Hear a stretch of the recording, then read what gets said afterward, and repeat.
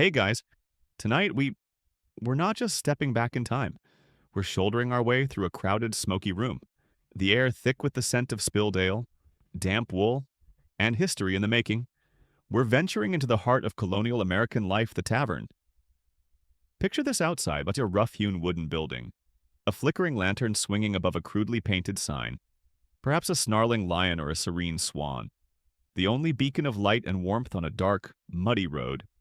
Inside, the murmur of voices, the clinking of pewter mugs, the thump of a dice cup, and the hearty laughter of men and women finding respite from their arduous lives. This was the Colonial Tavern. Far more than just a place to grab a drink. It was the newsroom, the post office, the community center, and sometimes the very stage upon which the drama of a new nation was beginning to unfold. But for all its vital roles, you probably wouldn't survive a night in some of these establishments without a cast-iron stomach, an ability to sleep soundly next to complete strangers and possibly their livestock, and a very, very forgiving palate when it came to the house specials we're about to explore. So, before you get comfortable, take a moment to like the video and subscribe, but only if you genuinely enjoy what I do here. And while you're at it, I'd love to know where you're all tuning in from tonight. Drop your location and local time in the comments below. It's always a true pleasure to see how far these sleepy historical rambles reach. Now, dim the lights, maybe turn on a fan for that soft background hum, and let's ease into tonight's journey together. You find yourself on a dusty, rutted road somewhere in colonial America, perhaps in the bustling port city of Boston in the 1760s, or a quieter crossroads village in rural Pennsylvania a few decades earlier, or maybe even a remote outpost on the Carolina frontier. The era spans from the early 17th century settlements right up to the eve of the American Revolution. As twilight deepens, or perhaps as a biting wind urges you towards shelter, you see it, the welcoming, if somewhat rustic, glow of the local tavern. Ordinary, or inn, the names were often used interchangeably, though tavern generally emphasized drink, inn lodging, and ordinary food at a fixed price. Colonial American taverns were absolutely vital. Social, economic, and political centers in their communities, serving a multitude of functions far beyond just providing food, drink, and a place to sleep. They were, in many ways, the glue that held scattered colonial settlements together. Let's approach the exterior. It's likely a sturdy wooden structure, perhaps 2 stories high, with small paned windows that offer only tantalizing glimpses of the warmth within. There's a hitching post out front for horses, maybe a rough bench or two where patrons might gather in warmer weather. The most distinctive feature is often the tavern sign. A quirky or fringe tidbit is that these signs were crucial for identification because a significant portion of the colonial population was illiterate, or at least not fluently literate. So, instead of relying on written names, taverns were known by their pictorial signs: the Green Dragon, famous in Boston as a meeting place for revolutionaries; the Red Lion; the Ship; the King's Arms. Though that one might have become less popular in certain circles after 1776. Or perhaps something more whimsical like the Cat and Fiddle. These images, often brightly painted and creaking in the wind, were the logos of their day, instantly recognizable landmarks. You didn't ask for directions to John Smith's public house. You asked for the way to the Sign of the Prancing Pony, hoping it wasn't too far and that their ale wasn't too watered down. Pushing open the heavy wooden door, you step into the main public room, often called the tap room or common room. The immediate sensations are a rush of relative warmth if the fire is well stoked, a cacophony of sound, and a rich tapestry of smells. The light is dim, supplied by flickering candles made of tallow animal fat, giving off a distinctive, slightly greasy odor or more expensive beeswax. Oil lamps burning whale oil or fish oil, adding their own unique aroma to the mix. And, most importantly, the great hearth. The fireplace is the heart of the room, often large enough to roast an entire animal, though that was for special occasions. Its flames casting dancing shadows on the rough-hewn wooden walls and low-beamed ceiling. The air is thick with wood smoke, some of which hopefully finds its way up the chimney, but much of which seems to prefer lingering at head height, mingling with the sweet, pungent scent of pipe tobacco smoked by men.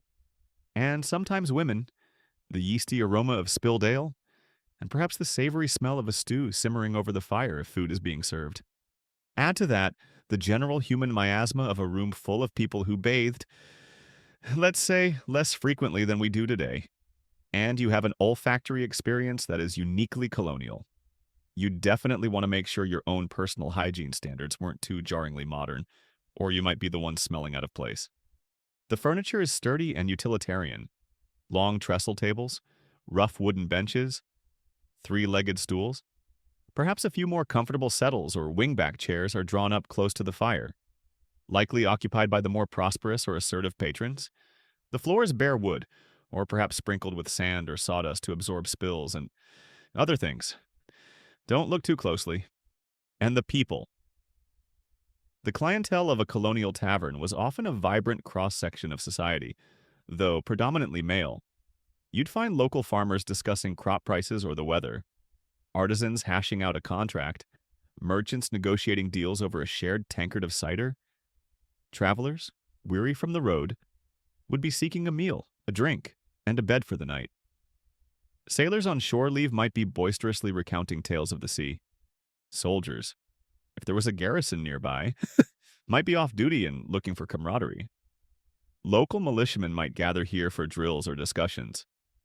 And increasingly, as tensions with Great Britain grew in the 18th century, men would gather to discuss politics, to read aloud the latest pamphlets or newspapers from Boston or Philadelphia, to debate the meaning of liberty and the injustices of taxation without representation. The tavern was the crucible of public opinion.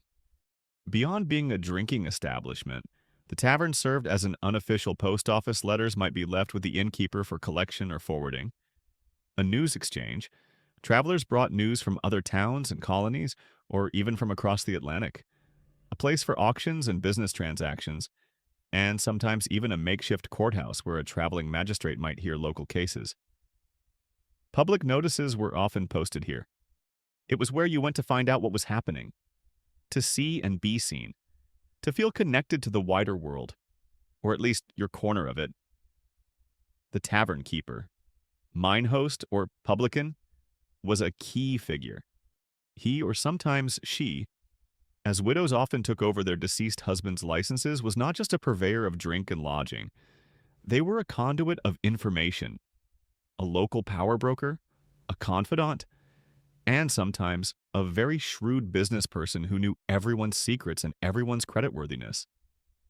Their ability to provide good drink, passable food, and a reasonably well-ordered or tolerably disordered environment was crucial to their success. Goodman Parker's ale is as thin as his excuses for the lumpy mattresses. A traveler might grumble, making a mental note to try the Bluebell on his next journey. Historians still debate the precise degree to which taverns in different colonial regions the more stringently regulated Puritan New England versus the more boisterous southern colonies or frontier settlements, actively fostered or, in some cases, attempted to suppress early revolutionary sentiment in the lead-up to the American Revolution.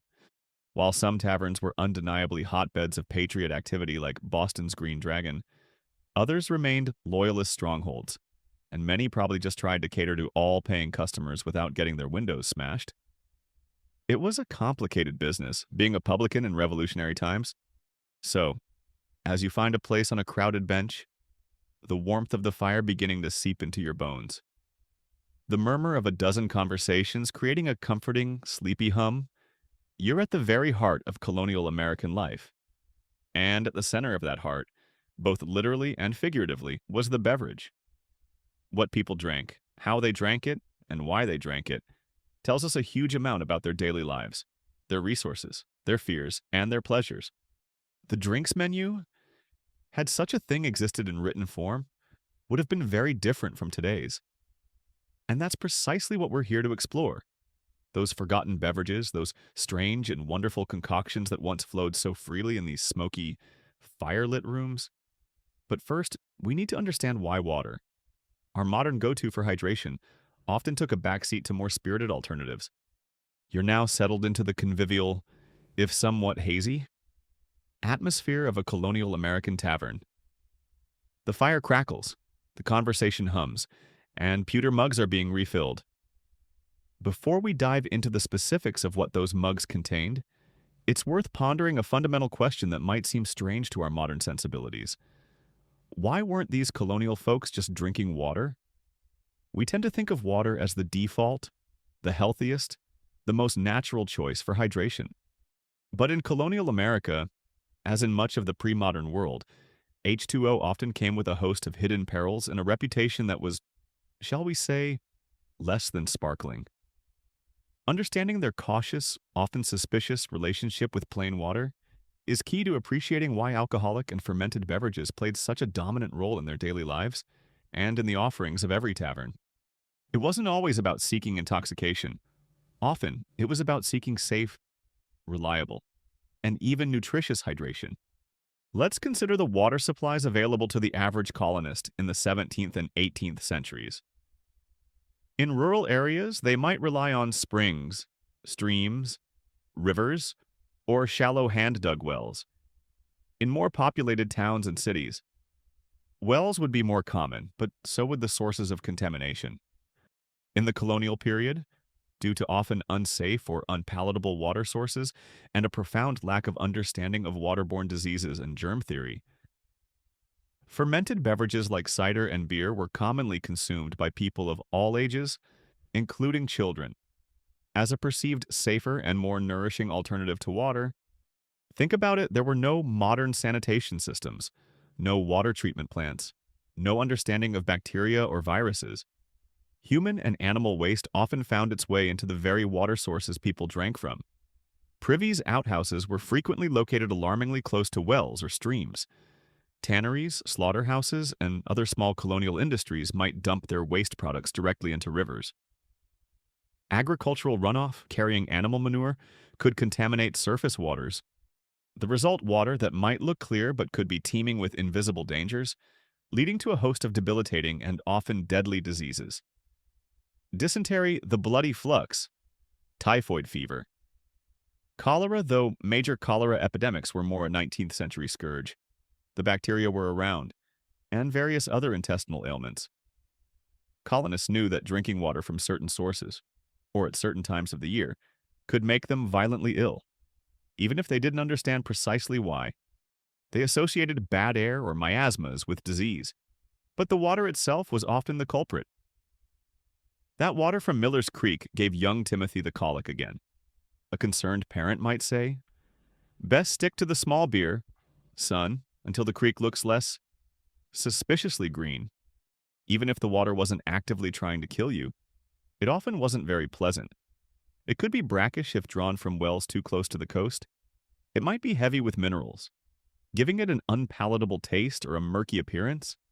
It could be full of sediment, algae, or decaying organic matter, especially if drawn from a slow-moving stream or a pond.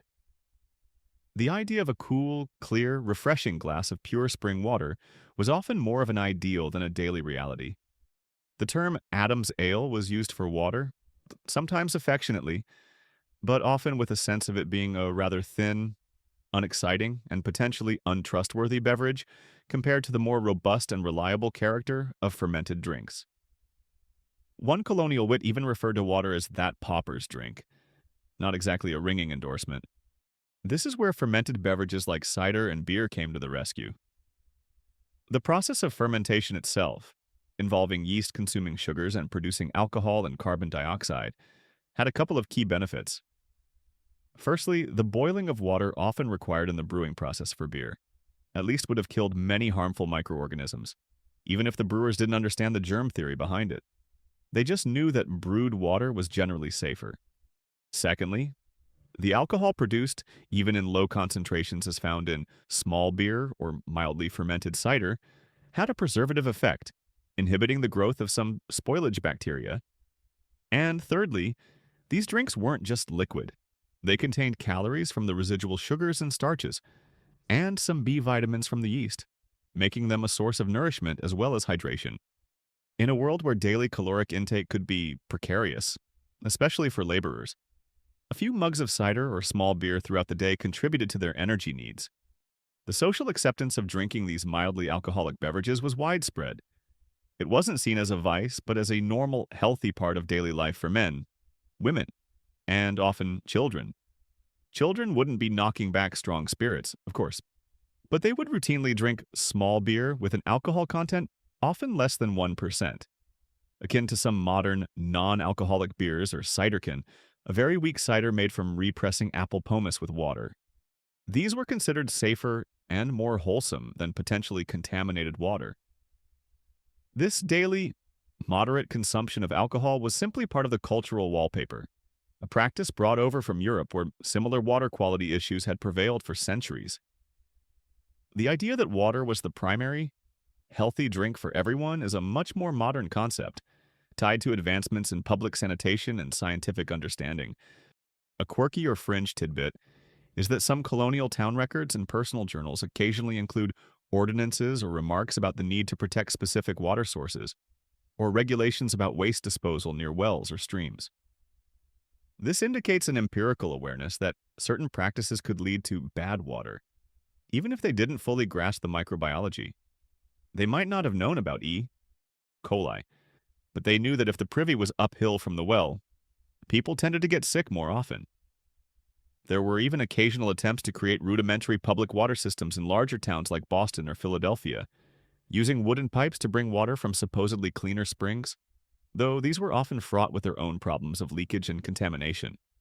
The extent to which colonial Americans consciously chose alcoholic beverages primarily for their perceived safety over water versus their caloric content, their more appealing taste compared to often unpalatable water, their mood-altering effects, even mild ones, or simply deep-seated cultural habit brought from Europe, is a nuanced question that food historians and social historians continue to explore. It was likely a combination of all these factors. Water was a gamble. Cider and beer were familiar, generally reliable, and part of the expected daily provision. So, when you stepped into that colonial tavern, the array of alcoholic beverages on offer wasn't just about revelry or escapism, though those certainly played their part. It was also about providing something that people considered a safe, necessary, and even healthy part of their daily intake. The perilous Potomac potion, or the dubious Delaware drip, was often best avoided if a tankard of cloudy, home-brewed ale or sharp, tangy cider was on offer. The tavern, in this sense, was providing a vital public health service, even if its patrons were more focused on quenching their thirst and catching up on the local gossip than on avoiding waterborne pathogens. And it's this fundamental preference for something other than water that sets the stage for the diverse and often forgotten array of beverages we're about to sample. Having established that colonial Americans often viewed plain water with a healthy dose of suspicion, preferring the perceived safety and sustenance of fermented beverages, we now turn our attention to what was arguably the most ubiquitous, most democratic, and most quintessentially American drink of the colonial era cider, long before baseball and apple pie became national symbols. Cider, in its various forms, was flowing freely from farmsteads to taverns, quenching the thirst of colonists from New England down through the mid-Atlantic and beyond. The apple tree, it turns out, was one of the most successful early immigrants to the New World, and its fermented fruit became the colonists' faithful companion. Let's take a slow, sleepy wander through the colonial apple orchards and cider presses to appreciate the reign of this humble yet mighty beverage. The apple, while not native to North America in its cultivated forms, crabapples were indigenous, but not ideal for eating or large-scale cider production, took to the American soil with remarkable enthusiasm. European settlers brought with them seeds, cuttings, and grafting knowledge, and apple orchards quickly became a common feature of colonial farms, particularly in the northern and middle colonies where the climate was well suited.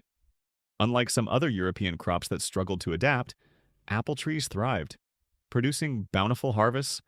This wasn't primarily about growing crisp, sweet dessert apples for hand eating, as we might imagine today. Many of the colonial apple varieties were spitters, tart, tannic, and often rather unpalatable fresh off the tree, but absolutely perfect for making cider. Their complex flavors and higher sugar content, which translated to higher alcohol, made for a superior fermented product. The legendary figure of Johnny Appleseed. John Chapman comes much later, in the early 19th century, but the groundwork for America's love affair with apples and their fermented juice was laid by these early colonial orchardists. Every farmstead with a bit of land aimed to have its own apple trees, ensuring a ready supply of the raw material for their favorite drink. It was like having a personal, self-renewing beverage source right outside your door. Another bumper crop from Old Spitzenberg and the Roxbury Russet. A farmer might declare with satisfaction, "Looks like we'll be well hydrated and pleasantly buzzed through the winter again." Cider was the most popular alcoholic beverage in much of colonial America, especially in regions like New England and the mid-Atlantic colonies. Due to the widespread abundance of apples and the relative ease and low cost of its production compared to beer, which required cultivating and malting grains, and often scarce hops or wine, which faced significant viticultural challenges. For many families, cider wasn't just a beverage, it was a staple, a form of liquid currency, and a vital part of their domestic economy. The making of cider was an annual autumn ritual, a communal activity that brought families and neighbors together. After the apples were harvested, shaken from the trees, gathered from the ground, they would often be left to sweat for a period, allowing them to soften and their flavors to develop further. Then came the crushing, or milling. Early methods involved pounding the apples in wooden troughs with heavy pestles, or using a simple stone mill turned by hand or by horse. The resulting apple pulp, or pomace, was then transferred to the cider press. These presses varied in design, from simple lever presses to more sophisticated screw presses, often ingeniously constructed from wood. The pressure would squeeze out the precious juice, which would be collected in wooden tubs or barrels. The smell of fresh apple juice, sweet and tangy, would fill the autumn air, a promise of the cider to come. Children probably hovered around, hoping for a taste of the sweet, unfermented juice, a seasonal treat before it began its journey into something more potent. Once pressed, the apple juice would be transferred to wooden barrels, typically stored in a cool cellar or outbuilding, and left to ferment. This was usually a natural fermentation, relying on the wild yeast present on the apple skins and in the environment. No carefully selected champagne yeast here. It was a more rustic, unpredictable process, but one that generally worked. The fermentation would convert the sugars in the apple juice into alcohol and carbon dioxide. The length and vigor of the fermentation would determine the cider's strength and character. Several types of cider were produced. The most common was hard cider, the fully fermented, alcoholic beverage that was the daily drink for many. Its strength could vary considerably, from a relatively mild 3 to 4% alcohol by volume to something much more potent, perhaps 7 to 8% or even higher. Depending on the sugar content of the apples and the thoroughness of the fermentation, it was typically tart, sometimes a bit cloudy, and often had a distinct cidery or appley tang, quite different from the highly filtered and often artificially sweetened ciders popular today. Then there was sweet cider, which was essentially fresh apple juice, or juice that had only undergone a very short, partial fermentation, leaving it with a lower alcohol content and more residual sweetness. This was more of a seasonal drink, enjoyed in the autumn shortly after pressing, as it wouldn't keep well without further fermentation or much later pasteurization. And for the servants, laborers, or children, there was ciderkin, sometimes called water cider. This was a much weaker, very low alcohol beverage made by adding water to the already pressed apple pomace, and then repressing it to extract any remaining sugars and flavors. It was a way to get every last bit of utility from the apple harvest, a thin but still refreshing drink that was considered safer than water. "Don't hog all the hard stuff, lads," the farmer might say to his field hands. "There's a whole barrel of perfectly adequate ciderkin for your afternoon refreshment. Keeps you hydrated without making you too wobbly to wield a scythe." Cider was consumed at all times of day, by almost everyone. It was served at breakfast, lunch, and dinner. Laborers in the fields would take jugs of cider with them to quench their thirst and provide energy. Travelers would expect to find cider at every tavern. It was used in cooking, for making vinegar, and even sometimes as a medium of payment for goods or services. The cider barrel in the cellar was as essential a part of the colonial household as the fireplace or the flour bin. A quirky or fringe tidbit is that some colonial cider makers would occasionally add unusual ingredients to their barrels during fermentation, ostensibly to enhance the flavor, increase the alcoholic strength, or improve the cider's keeping qualities. These might include raisins for extra sugar and body, molasses, various spices, or even, according to some old accounts, pieces of meat like beef or pork, or even a whole chicken. The idea was that the meat would somehow feed the fermentation or add a certain je ne sais quoi. The results must have been interesting, to say the least. This cider has a lovely hint of bacon, a surprised tavern patron might remark. In the taverns, cider would have been a staple, usually the cheapest and most readily available alcoholic drink on offer. The tavern keeper might have several barrels on tap, perhaps of different strengths or ages. It would be served in pewter tankards, wooden mugs, or simple earthenware cups. It was the drink of conviviality, the fuel for countless conversations, arguments, songs, and political debates that echoed through those smoky colonial taprooms. The precise average alcoholic content of typical colonial American hard cider, and how consistently it was achieved or maintained, given the reliance on wild fermentation. Varying apple varieties and local cider-making practices is difficult to determine with certainty and likely fluctuated significantly from batch to batch and region to region. It wasn't an exact science, but an art and a tradition passed down through families. So, as you settle back, imagine the crisp autumn air of a colonial orchard, the rhythmic creak of a cider press, and the satisfying gurgle of fresh juice filling a barrel. The apple, in its fermented form, was truly king in colonial America, a symbol of self-sufficiency, a source of daily comfort, and the unassuming, ever-present beverage that lubricated the gears of colonial life. Its reign was long and widespread, only beginning to fade in the 19th century with the rise of beer brewing by German immigrants and the ominous shadow of the temperance movement. But for a good long while, cider was the taste of America. While cider reigned as the everyday king of colonial American beverages, especially in apple-rich regions, beer certainly held its own respectable, if sometimes challenging, position in the tankards and on the tables of the early colonists. For many settlers, particularly those hailing from England, the Netherlands, or parts of Germany, beer was more than just a drink. It was a deeply ingrained part of their cultural heritage, a taste of home, and, like cider, often considered a safer and more nutritious alternative to questionable water. However, brewing consistent, high-quality beer in the New World presented a unique set of hurdles, leading to a fascinating array of colonial brews, from the thin but hydrating small beer to more robust ales flavored with uniquely American ingredients. Let's gently wade into the foamy, often unpredictable world of colonial American brewing. The desire for beer was strong among the early colonists. The passengers on the Mayflower, famously, were concerned about their beer supplies running low, a factor in their decision to land at Plymouth. Early American colonists brought their brewing traditions with them from Europe and attempted to replicate familiar beer styles, but they often had to adapt their recipes and techniques to the available ingredients and conditions of the New World, leading to unique colonial brews. This adaptation was key. One of the first challenges was sourcing the traditional ingredients. Barley, the preferred grain for English-style ales, didn't always thrive as readily in some parts of colonial America as it did in the milder, more consistent climate of Britain. While it was grown, yields could be unpredictable, and it had to compete with other essential crops like maize corn, hops, the bittering and preserving agent that gives many beers their characteristic aroma and flavor, were also initially scarce.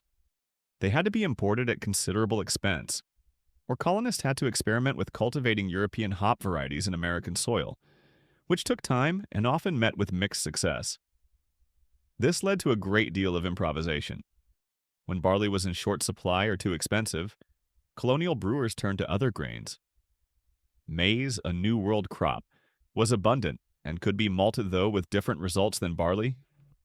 Oats, rye, and even wheat were sometimes used in the grist, lending different flavors and textures to the resulting brew. To compensate for the lack of hops, or to stretch their precious supply, brewers experimented with native bittering agents and flavorings. They might use the resinous tips of spruce or fir trees, the bark of certain trees like sassafras or birch, various herbs and spices, some native, some imported, or even things like dried pumpkin, persimmons, or molasses to add flavor, color, and fermentable sugars. This led to a wide range of uniquely American beer styles, born out of necessity and ingenuity. Imagine a colonial brewer, scratching his head, looking at his dwindling supply of English hops, and then at the vast, unfamiliar forest. Right then, lads, who wants to try my new acorn and sumac special bitter? It's got a certain rustic charm, and it'll probably keep the squirrels away. Perhaps the most common and important type of beer in colonial households was small beer. This was a very weak, low alcohol brew, typically with an alcohol content of around 1% or even less, making it comparable to some modern near beers or table beers. It was usually made from the second runnings of the mash. After the strong wort, the sugary liquid extracted from the malted grains was drawn off for making stronger ale. Hot water would be passed through the spent grains again to extract any remaining sugars. This weaker wort would then be fermented to produce small beer. It wasn't intended for intoxication. It was the everyday hydrating beverage for the entire family, including children and servants. It was considered safer than water, provided some calories and nutrients, and was cheap to produce. Every well-managed household aimed to have a constant supply of small beer on hand. It was the colonial equivalent of having a water cooler, but with a bit more flavor and a lot less coli. For those seeking something with a bit more character and alcoholic kick, there were stronger ales, porters, and stouts. These would be brewed with a higher concentration of malt, aiming to emulate the popular styles from England. Taverns would certainly offer these more potent brews, and wealthier households might brew their own for special occasions or for the master of the house. Achieving consistency and quality with these stronger beers, however, was a constant challenge, given the variability of ingredients, wild yeast contamination, and lack of precise temperature control during brewing and fermentation. A batch of strong ale could turn out wonderfully robust and flavorful, or it could end up sour. Smoky if the malt was poorly kilned, or just plain weird. One particularly notable colonial brew was spruce beer. This was often made by boiling the fresh green tips of spruce or fir trees, which are rich in vitamin C, along with molasses or other sugars for fermentation. Its popularity stemmed not just from its unique, resinous, piney flavor and acquired taste for some, no doubt, but also from its well-recognized anti-scorbutic properties. It helped to prevent scurvy, a common and debilitating disease caused by vitamin C deficiency, especially on long sea voyages or during winters when fresh fruits and vegetables were scarce. A quirky or fringe tidbit is that Benjamin Franklin, that quintessential American polymath, famously published a recipe for spruce beer in his Poor Richard's Almanac, lauding its health benefits and pleasant taste. He recommended it as a wholesome and refreshing drink. If Ben Franklin endorsed it, it must have had something going for it, even if it did taste a bit like drinking a Christmas tree.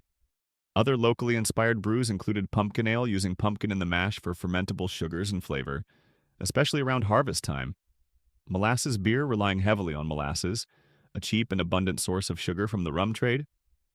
For fermentation, and even persimmon beer in southern regions where persimmons were plentiful, these reflect the colonists' pragmatic approach: use what you have, and try to make it drinkable, or at least safer than the local pond water. The role of women in brewing was significant, especially in the early colonial period. Brewing beer for household consumption was often considered a domestic chore, part of a woman's responsibility as the alewife or brewster of the home. Many women possessed considerable brewing skills passed down through generations. As towns grew and demand increased, commercial breweries began to emerge, often run by men. But the tradition of home brewing by women continued for a long time, particularly in rural areas. The taste of colonial beer would likely be quite different from most modern craft or commercial beers. Without consistent hopping rates, precise temperature control, or pure yeast cultures, flavors could vary wildly. They were often uncarbonated or only very lightly effervescent, served directly from the cask, likely cloudy or hazy with yeast and proteins, and could possess a range of flavors from sweet and malty to tart. Sour, smoky if the malt was dried over an open wood fire, or strongly flavored by the various adjuncts like spruce, pumpkin, or molasses. It was a more rustic, less refined product, but it was their beer, a taste of home, a source of comfort, and a vital part of their daily sustenance. The degree to which colonial American brewers consciously adapted existing English brewing recipes and methodologies to New World ingredients and conditions, versus developing distinctly American styles from the very outset, is a complex question involving ingredient availability, the transfer of brewing knowledge, brewer skill, and evolving consumer preferences throughout the colonial period. It was likely a bit of both, a blend of tradition and innovation, necessity and experimentation. And every so often, a batch probably went so spectacularly wrong it could only be used to clean the pewter mugs, or perhaps as a particularly potent form of bear repellent. We've sampled the ubiquitous ciders and the often experimental beers that flowed through colonial American taverns and households. These beverages, born of orchard fruit and hardy grains, were staples, providing hydration, nutrition, and a gentle alcoholic warmth. But as the 17th century gave way to the 18th, another, more potent spirit began its ascent, quickly capturing the colonial palate and transforming the social and economic landscape of the Americas. Rum. This fiery liquor, distilled from the byproducts of Caribbean sugar plantations, became so popular, so deeply ingrained in colonial life, that some historians have even dubbed the 18th century the rum century in America. Let's gently uncork this potent part of colonial history and explore how rum's sweet, smoky embrace came to dominate the taverns and trade routes of the New World. The story of rum in colonial America is inextricably linked with the sugar islands of the Caribbean, places like Barbados, Jamaica, Martinique, and Saint-Domingue, modern Haiti.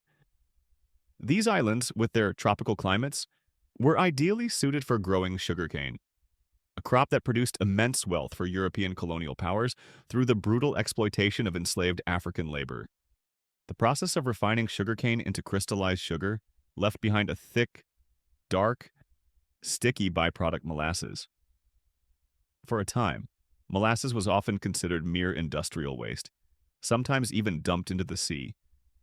But enterprising individuals soon discovered that this sugar-rich syrup could be fermented and then distilled to produce a powerful alcoholic spirit rum. Rum, produced from molasses imported from the West Indies, became an extremely popular and economically significant alcoholic beverage in colonial America. Playing a key role in the transatlantic trade networks of the 17th and 18th centuries, this Caribbean rum, in its various forms, began to make its way north to the American colonies. There were different styles. Some islands produced lighter, clearer rums often associated with Spanish traditions, while others, particularly the English and French islands like Jamaica and Barbados, became famous for darker, heavier, more pungent and flavorful rums, often aged in oak casks. These imported rums, while highly desirable, could also be relatively expensive. This created an opportunity for colonial American ingenuity, or perhaps thriftiness. Enterprising merchants and distillers in New England, port cities like Boston, Massachusetts, Newport, Rhode Island, and Medford, Massachusetts, realized that they could import cheap molasses directly from the Caribbean in vast quantities, and then distill their own rum locally. This New England rum quickly became a major industry. It was generally a rougher, less refined, and often younger, less aged product than the finer Caribbean rums, but it was significantly cheaper and more readily available to the average colonist. It was potent, it was affordable, and it packed a punch. The smell of molasses and distilling rum would have been a familiar aroma in the bustling dockside areas of these colonial cities. You can imagine a tavern keeper in Boston proudly announcing, "Just tapped a fresh cask of Medford's finest, guaranteed to warm your cockles, or possibly dissolve your pewter mug if you leave it in too long." Your choice? Rum's popularity soared for several reasons. Its potency was certainly a factor. Compared to the often mild ciders and small beers, rum offered a much quicker and more noticeable alcoholic effect. In a hardworking, often harsh colonial society, a tot of rum could provide a welcome warmth, a temporary escape, or a boost of Dutch courage. It was also relatively cheap, especially the domestically produced New England varieties, making it accessible to a broad spectrum of the population. Its versatility was another advantage. It could be drunk neat, though this was often a recipe for a swift and brutal intoxication. Diluted with water, the basis of grog for sailors, or importantly for tavern life. Used as the foundational spirit in a wide array of mixed drinks like punches, toddies, and slings, which we'll explore in more detail later. Rum also traveled well. Being a distilled spirit, it was stable and less prone to spoilage during long sea voyages compared to beer or wine, making it an ideal trade commodity. This brings us to rum's darker side, its central role in the triangle trade. This infamous trade network involved ships sailing from New England ports, carrying rum and other goods to the coast of West Africa. There, the rum would be traded for enslaved Africans. These horrifically mistreated human beings were then transported across the Atlantic in the brutal conditions of the Middle Passage to the Caribbean sugar islands, where they were sold to work on the sugar plantations. The ships would then load up with molasses produced by enslaved labor and return to New England, where the molasses would be distilled into more rum, and the cycle would continue. It was a deeply exploitative and morally reprehensible system, but one that generated immense profits for merchants and distillers in New England and fueled the demand for both sugar and rum. While we're here to explore forgotten beverages in a sleepy way, it's crucial to acknowledge the profound human cost embedded in the history of this particular spirit. The social impact of rum in colonial America was immense. It became the go-to spirit in most taverns, far outpacing brandy or whiskey, which became more prominent later, especially on the frontier. Sailors in the Royal Navy and on merchant ships were often given a daily ration of rum, usually diluted with water to create grog, a practice intended to make the rum last longer and to keep the sailors somewhat functional, though not always successfully. Rum was a feature at almost every social gathering, from barn raisings and weddings to funerals and election days where candidates often plied voters with free rum to win their support, a practice known as swilling the planters with bumbo, cane.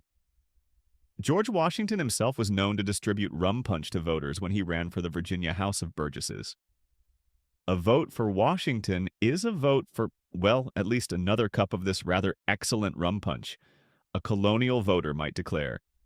However, the ubiquity and potency of rum also led to widespread problems with drunkenness and alcohol abuse. Colonial records are full of accounts of public intoxication, brawls, and accidents fueled by excessive rum consumption. Ministers and social reformers began to decry rum as a demon drink, a source of moral decay and social disorder, laying some of the early groundwork for the temperance movements that would gain force in the 19th century. A quirky or fringe tidbit is that some of the particularly harsh, unrefined, and potent rums distilled in New England or traded in less reputable circles earned evocative nicknames like Kill Devil, Hell Broth, or Whistlebelly Vengeance, names that speak volumes about their fiery character and their less-than-genteel effects on the consumer.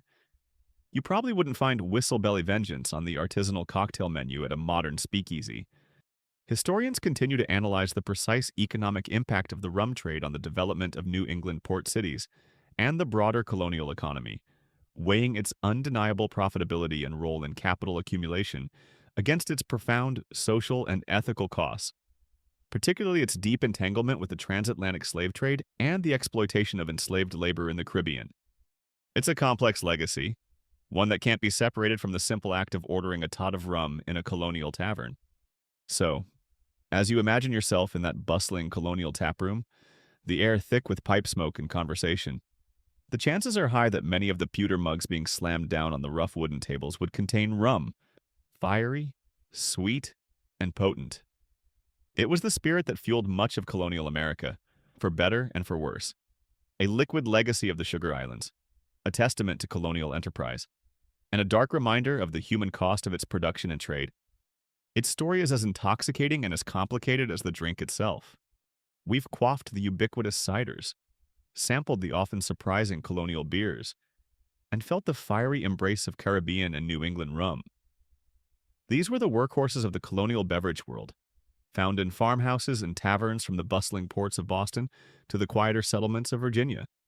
But for the colonial elite, the wealthy merchants, the landed gentry, the royal governors, and those with aspirations to European sophistication, there was another category of drink that spoke of status, refinement, and a connection to the old world wine. While America would eventually become a major wine-producing nation, in the colonial period, a truly fine glass of wine was most often an imported luxury, a taste of distant vineyards, supplemented by the often challenging, sometimes comical, and occasionally promising attempts to cultivate local vines. So, let's gently swirl our imaginary glasses and explore the claret dreams and fledgling domestic vintages of colonial America. For the average colonist toiling on their farm or in their workshop, wine was likely a rare treat. If experienced at all, it was significantly more expensive than cider, beer, or even rum. But in the grander homes of Philadelphia, Charleston, or Williamsburg, and in the taverns that catered to a more affluent clientele, imported wine was a staple of genteel hospitality and a marker of social standing. Madeira was one of the most popular and remarkably resilient imported wines in colonial America, prized for its ability to withstand the rigors of long, hot sea voyages and, fascinatingly, even improve with the heat and agitation encountered on such journeys. This made it uniquely suited for the transatlantic trade, unlike more delicate European wines that could easily spoil en route. Madeira, a fortified wine from the Portuguese island of the same name, seemed to thrive on adversity. It was shipped in casks, and the rocking of the ship, the heat of the tropics if the voyage passed through them, all contributed to its aging process, giving it a distinctive nutty, caramelized flavor. Wealthy colonists would often age their Madeira further in their own cellars, or even by sending casks on a round-trip sea voyage just for the maturation. Imagine ordering your wine with extra sea miles for better flavor, a truly colonial concept. This Madeira has an excellent bouquet of the mid-Atlantic, with just a hint of that storm off the Azores. Perfection. Beyond Madeira, other imported wines grace the tables of the colonial elite.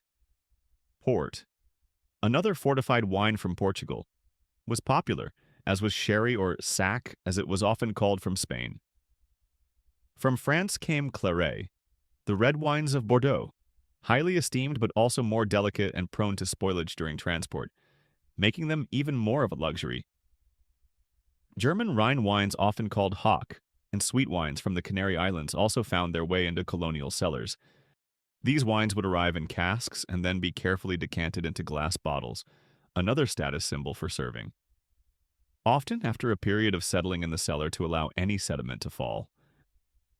The process of managing a wine cellar, ensuring proper storage, and knowing when a wine was ready to drink was a mark of a sophisticated household.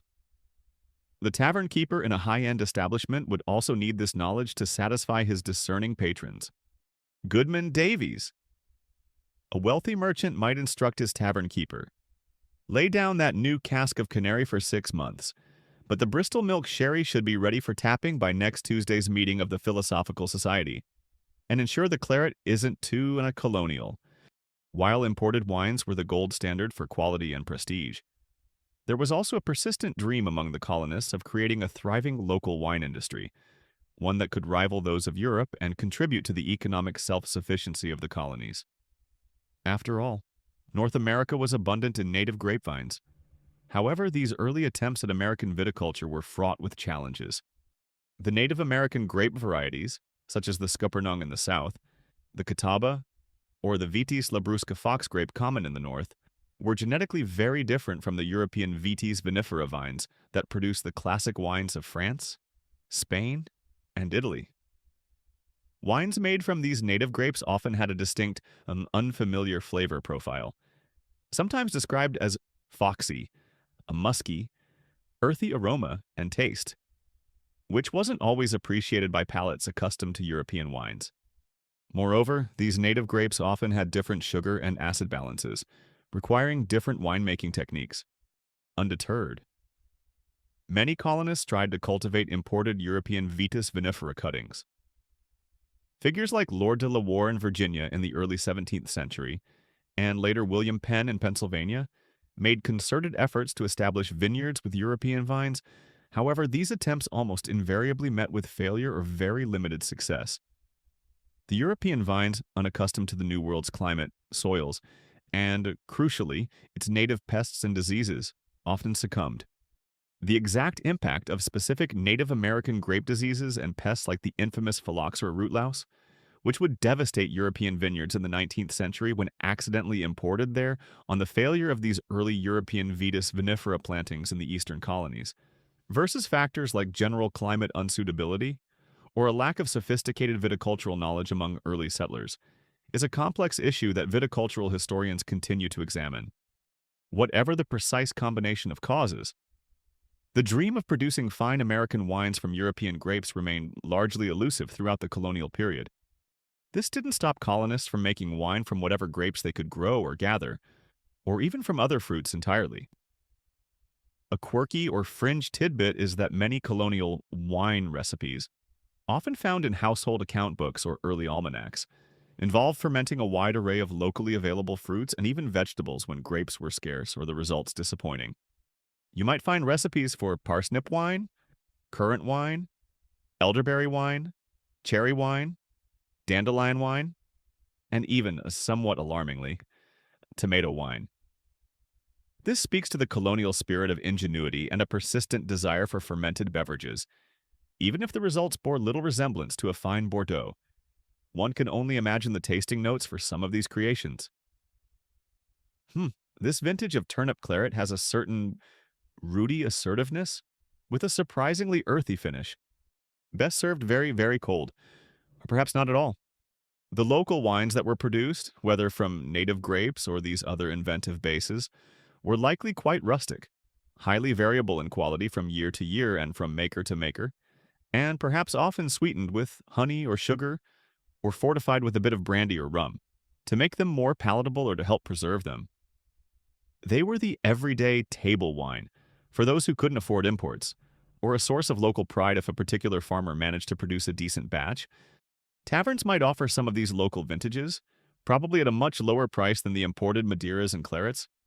So, the world of wine in colonial America was one of stark contrasts, the aspirational sipping of expensive, imported European vintages by the wealthy elite, and the often frustrating, sometimes surprisingly inventive, attempts to create a homegrown wine culture from the challenging terroir of the New World. It was a story of claret dreams often meeting a reality that tasted more like, well, slightly alcoholic grape juice with an attitude. But the effort continued, laying the groundwork for the much more successful American wine industries that would eventually flourish centuries later. For now, in our colonial tavern, perhaps we'll stick to the Madeira if our imaginary colonial purse allows. Having considered the individual tankards of cider, beer, rum, and the occasional aspirational glass of wine that characterized colonial American drinking, let's now turn our attention to a more communal, more theatrical, and often more potent form of colonial imbibing, the punch bowl. In the 17th and 18th centuries, punch was not just a drink, it was an event, a social ritual, a centerpiece of hospitality and conviviality in taverns, private homes, clubs, and at almost any significant gathering. The sharing of a large, fragrant bowl of carefully concocted punch was a way to foster camaraderie, lubricate conversation, celebrate milestones, and even conduct political business. So, gather round our imaginary colonial punch bowl, and let's dip our ladles into this forgotten art of shared cheer. The very word punch is a little mysterious. The precise origins and etymology of the word punch as applied to this mixed beverage, and the degree to which its supposed 5-ingredient rule from a Hindi word paunch, meaning 5 was consistently followed in early recipes, are still matters of some linguistic and culinary historical discussion. While the 5 ingredients theory, typically spirit, water, sugar, citrus, and spice, is popular, many early punch recipes varied considerably. What is certain is that the concept of a large, shared bowl of a mixed alcoholic drink, often with exotic ingredients, emerged in the 17th century, likely through English sailors and merchants encountering similar concoctions in India or other parts of Asia, and then bringing the idea and the ingredients back to Europe and its colonies.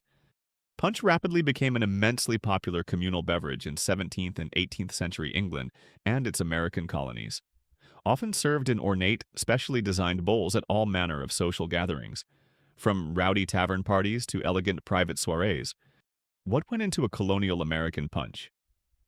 The recipes were numerous and adaptable, depending on available ingredients, the season, the occasion, and the host's generosity or creativity. However, some core components were common. The spirit base was crucial. In colonial America, rum quickly became the king of punch, especially the robust, flavorful rums from the Caribbean or the potent New England distillations. Its sweetness and strength made it an ideal foundation.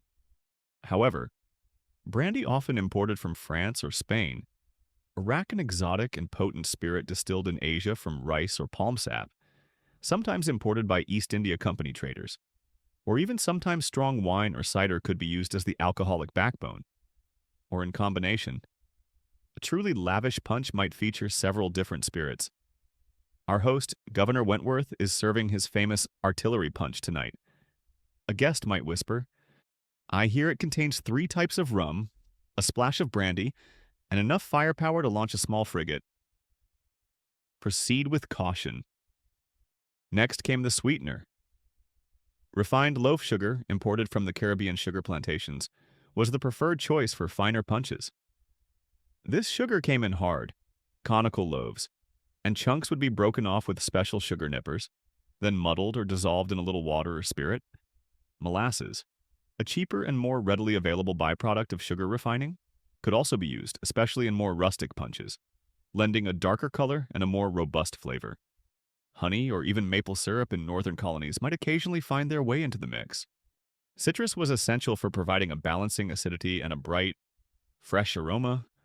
Lemons and limes, imported from the West Indies or Mediterranean regions, were highly prized, though they could be expensive and seasonal. Their juice and often their zest, the fragrant outer peel, were key ingredients. If fresh lemons or limes were unavailable, colonists might resort to verjuice, the sour juice of unripe grapes, or even a dash of vinegar to provide the necessary tartness, though this would certainly alter the flavor profile. Is that a hint of turnip vinegar in this punch? Bartholomew, how inventive? Water, or sometimes weak tea, was used to dilute the potent mixture, making it more palatable for extended drinking sessions and stretching the more expensive ingredients. The quality of the water mattered, as we've discussed, so sometimes previously boiled water or tea was preferred. Finally, spice added complexity, aroma, and a touch of exotic luxury. Nutmeg was almost ubiquitous in punches, often freshly grated over the top as a garnish. Cinnamon, cloves, and allspice, also known as Jamaica pepper or pimento, were also common, their warm, aromatic notes blending beautifully with the spirit. Sugar and citrus. These spices, largely imported, were valuable commodities, and their generous use in a punch signaled the host's affluence and hospitality. The ritual of making and serving punch was often part of the entertainment. The host, or a designated punch master, might prepare the concoction with great ceremony in front of the guests. The ingredients would be carefully measured and mixed in a large, often beautiful punch bowl. These bowls themselves were status symbols, made of imported Chinese porcelain, English Delftware, polished silver, or even fine glass. A large, ornate punch bowl, brimming with fragrant liquid, was the centerpiece of any significant gathering. The punch would be served using a ladle, often with a long wooden or silver handle and a deep bowl, into individual cups or glasses. Punch was the ultimate social lubricant. Sharing a drink from a common bowl fostered a sense of camaraderie, equality at least for the duration of the drinking, and shared experience. It was the perfect accompaniment to long evenings of conversation, storytelling, singing, card games, or political debate. Business deals were sealed over a bowl of punch. Friendships were forged, and perhaps more than a few revolutionary ideas were first voiced as the ladle made its rounds. Famous colonial institutions like the Schuylkill Fishing Company in Philadelphia, one of America's oldest social clubs, had their own legendary punch recipes.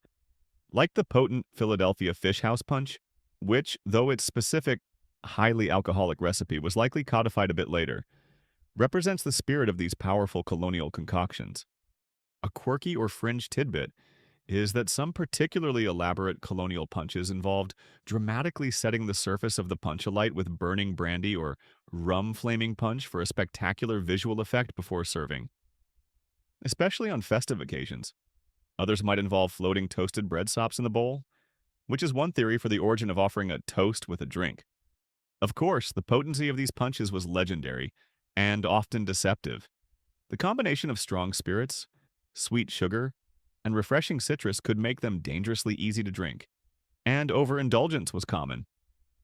Many a colonial diary or letter writer ruefully recounts the morning after effects of a particularly vigorous punch bowl session.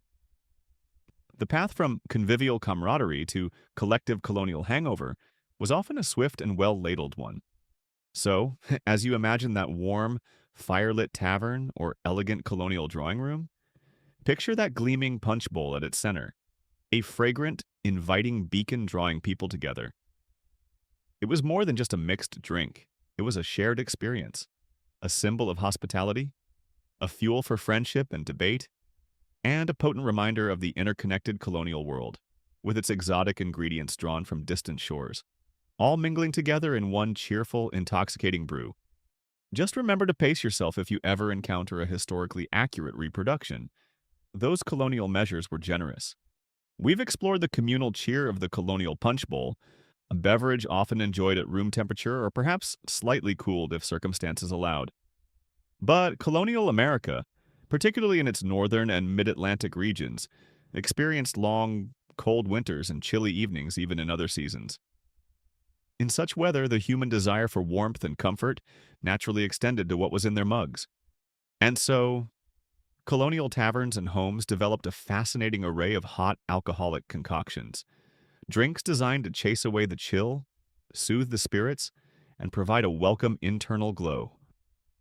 Let's huddle closer to our imaginary colonial hearth and explore the steaming, spiced, and often surprisingly complex world of flips, toddies, and other hot cockles that warmed the colonial soul. These weren't just drinks, they were liquid fireplaces. Perhaps the most iconic and uniquely colonial hot beverage was the flip. If you walked into a tavern on a blustery winter's night, the chances were high you'd see and smell a flip being prepared. Hot alcoholic beverages like flips, toddies, and mulled drinks were immensely popular in colonial America, particularly during colder weather, offering warmth, sustenance, and a convivial atmosphere. But the flip was in a class of its own, as much for its preparation as for its taste. The basic ingredients of a flip typically included a strong beer, often a dark, malty ale or porter, a generous measure of rum or sometimes brandy or even whiskey as it became more available, and a sweetener like sugar, molasses or maple syrup. Sometimes an egg or just the yolk would be beaten into the mixture, adding richness and a frothy texture. But the real magic, the defining characteristic of a flip, was in how it was heated and frothed. This was achieved by plunging a red-hot iron poker, known as a loggerhead, a flip dog, or simply a hoth, directly into the mug of mixed ingredients. Imagine the scene: the tavern keeper pulls a glowing loggerhead from the embers of the fireplace, its tip almost white-hot. He thrusts it into the waiting mug. There's a dramatic hiss, a cloud of fragrant steam, a furious bubbling and frothing as the intense heat instantly warms the drink, caramelizes some of the sugars, cooks the egg if used, and creates a wonderfully thick, creamy, slightly burnt-tasting foam on top. It was dinner and a show all in one mug. The resulting drink was warm, sweet, strong, and possessed a unique, slightly smoky or singed flavor from the interaction with the hot iron. It was considered deeply comforting and highly restorative. Nothing like a well-made flip to put the warmth back in a man's bones, a frost-covered traveler might declare, cradling his steaming mug. Though I do believe young Timothy the apprentice nearly set his own wig aflame with that loggerhead. The loggerhead itself, that essential tool for flip making, was a standard piece of tavern fireplace equipment, a long iron rod with a bulbous or flattened end that could retain heat well. A quirky or fringe tidbit is that these loggerheads, being sturdy, heavy, and often within easy reach by the fire, could sometimes become impromptu weapons if a tavern dispute escalated into a brawl. This is one of the proposed origins of the English idiom to be at loggerheads, meaning to be in stubborn disagreement or conflict. So, that humble drink-stirring tool also had a more assertive potential. Another popular hot drink, perhaps a bit simpler to prepare than the theatrical flip, was the toddy, or hot toddy. This was and still is a classic winter warmer. The colonial version would typically involve a spirit base. Again, rum or brandy were favorites, with whiskey gaining popularity later, especially on the frontier. To this would be added hot water, a sweetener sugar, molasses, or honey, and often a selection of warming spices like grated nutmeg, cinnamon, or a clove or two. A slice or peel of lemon, if available, might add a welcome tang. The hot toddy was appreciated for its soothing qualities, often taken as a remedy for colds or chills, or simply as a comforting nightcap before retiring to a likely very cold colonial bed. It was less about the froth and drama of the flip, and more about straightforward, uncomplicated warmth and cheer. Closely related to the toddy was the sling. A sling could be served hot or cold, but the hot version was popular in winter. It typically consisted of a spirit, hot water, and sugar, often with a grating of nutmeg on top. Some definitions suggest a sling might also include a citrus element, like a twist of lemon or lime peel, blurring the lines with a toddy. The exact distinction could be a bit hazy and might vary from tavern to tavern or recipe to recipe. The exact regional variations and evolution of recipes for common mixed drinks like flip, sling, or toddy throughout the colonial period are often difficult to trace with absolute precision, as recipes were frequently unwritten, passed down orally, or highly personalized by individual tavern keepers, households, or even personal preference. It was more art than exact science, more about a goodly dash of this and a fair measure of that. For those who preferred a less spirit-forward hot drink, there was mulled wine or mulled cider. Mulling simply means to heat a beverage, usually wine or cider, with sugar and spices. This was a common practice in Europe and was readily adopted in the colonies. A robust red wine, perhaps an imported claret, or a domestic attempt, or a good, strong hard cider would be gently heated in a pot over the fire with sugar or molasses to sweeten it, and a fragrant mix of spices like cinnamon sticks, whole cloves, allspice berries, and freshly grated nutmeg. Sometimes a slice of orange or lemon might be added. The resulting drink was aromatic, warming, and pleasantly sweet and spicy, perfect for festive occasions or just a cozy evening by the fire. It made the whole tavern smell like a colonial Christmas, even if it was only November and everyone was just trying to get through another damp Tuesday. And we mustn't forget the early forms of eggnog, though it became more elaborate and more strongly associated with winter holidays in the 19th century.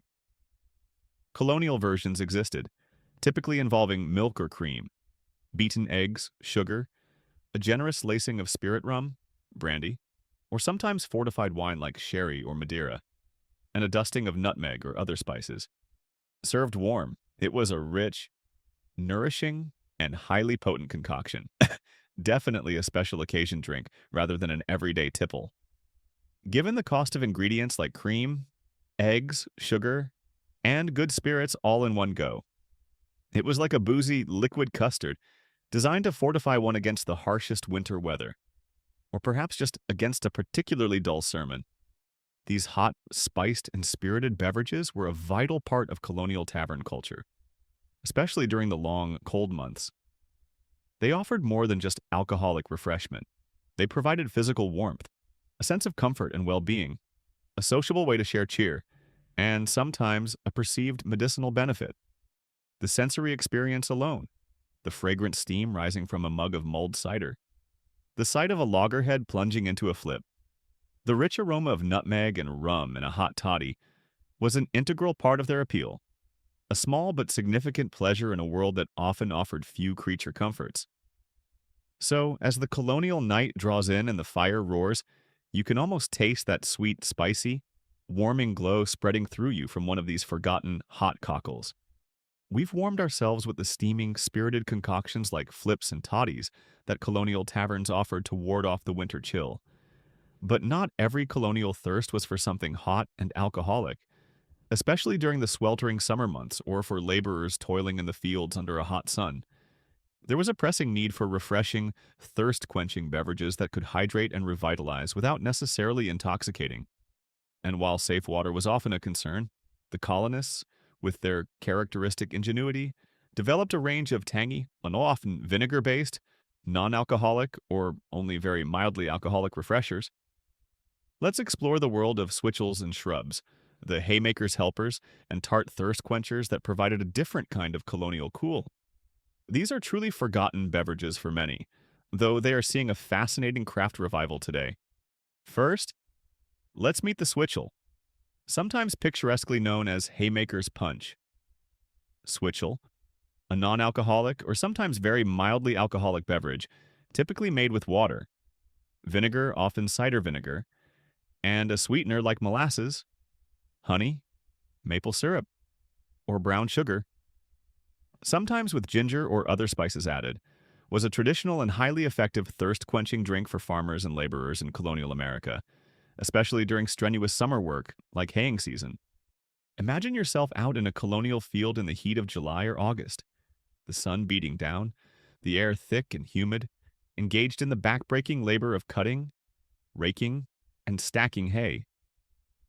Plain water, even if available and safe, might not feel like it truly cuts your thirst or replenishes your energy. Switchel was designed to do just that. The key ingredients were simple and usually readily available. Water, of course, formed the base. To this was added vinegar, most commonly apple cider vinegar, which was a byproduct of all that cider making we discussed earlier. The acidity of the vinegar was believed to be more effective at quenching thirst than plain water, and it also had a pleasant tartness. Then came the sweetener. Molasses, being cheap and plentiful due to the rum trade, was a very common choice, lending a dark color and a robust, slightly bittersweet flavor. Honey, if available, or maple syrup in northern colonies where maple trees abounded, could also be used, providing different nuances of sweetness. Some recipes also called for a bit of ginger, either fresh grated if you could get it, or powdered. Ginger not only added a pleasant, spicy kick, but was also thought to soothe the stomach and aid digestion, which could be helpful after a heavy midday meal before returning to hard labor. The mixture would be prepared, often in a large jug or cask, and taken out to the fields, where it would be served cool, perhaps kept in a shaded spot or a damp, cloth-wrapped container to benefit from evaporative cooling to the thirsty workers. It provided hydration, a bit of energy from the sweetener, and that tart, refreshing quality that cut through the dust and heat. It wasn't a sophisticated cocktail, it was a functional, life-sustaining field drink. The colonial equivalent of a sports drink, but without the artificial colors and electrolytes you can't pronounce. Another long road-a-hoe, lads, the farmer might say, wiping his brow. But there's a fresh jug of Switchel waiting under the old oak tree. That'll put the lead back in your colonial pencils. The name Switchel itself has somewhat obscure origins, a quirky or fringe tidbit being that some linguistic theories link it to Old English dialect words like swizzle to stir a drink or other now-lost drink-related terms. But its exact etymology remains uncertain. It was also sometimes known more descriptively as ginger water or simply harvest drink. Then there was the shrub, a beverage with a similar tart, refreshing profile, but often with a more pronounced fruit element and a slightly more genteel reputation, though it also had rustic versions. There were generally two main types of shrubs in the colonial period, though the lines could blur. The one most relevant to our discussion of thirst quenchers was the vinegar-based shrub. This was typically made by preserving fruit, often berries like raspberries, blackberries or currants, but also peaches, cherries, or even rhubarb, in vinegar and sugar. The fruit would steep in the vinegar and sugar mixture for several days or weeks, creating a concentrated, intensely flavored, sweet tart syrup. This syrup, once strained of the fruit solids, was the shrub. To serve it as a beverage, a small amount of this potent shrub syrup would be mixed with plain water still, or much later. Sparkling water, soda water, when that became available, or sometimes even with a spirit like rum or brandy to create an alcoholic shrub cocktail, the acidity of the vinegar, balanced by the sweetness of the sugar and the flavor of the fruit, made for an incredibly refreshing and sophisticated drink, perfect for sipping on a hot afternoon. It was a way to preserve the fleeting flavors of summer fruits long into the year, and the vinegar itself was thought to have cooling and health-giving properties. The other type of shrub, the spirit-based shrub, was more of a liqueur, made by steeping fruit, often citrus peel, like lemons or oranges, and sugar directly in a spirit like rum or brandy. This would then be strained and aged, resulting in a sweet, potent, fruit-infused spirit that could be sipped on its own or used as a component in other mixed drinks. While delicious, this is less about everyday thirst quenching and more about an after-dinner tipple. Our focus for forgotten beverages that served a broader purpose leans towards the vinegar-based shrub as a refreshing mixer. Both switchels and vinegar-based shrubs represent a fascinating category of colonial drinks that relied on the preservative and flavor-enhancing qualities of vinegar. In an era before widespread refrigeration, vinegar was a household staple, used not just for pickling and preserving food, but also for creating these unique and invigorating beverages. They offered a welcome alternative to plain water or the heavier alcoholic drinks, providing a tart, tangy, and often fruity refreshment that could cut through the heat and humidity. Some taverns might have offered a basic switchel or a house-made shrub syrup to mix with water or spirits, though these were also very commonly homemade beverages, with each family perhaps having their own preferred recipe or secret ingredient. Martha's raspberry shrub is the talk of the county. A colonist might remark, though I hear old Goody Perkins still insists on making hers with turnips. An acquired taste, and to be sure. The precise balance of ingredients and the specific regional recipe variations for colonial-era switchels and vinegar-based shrubs, and the extent of their commercial availability in taverns versus their purely domestic production, are areas where detailed historical records are often sparse. Recipes were often passed down orally or jotted in household account books, rather than being formally published.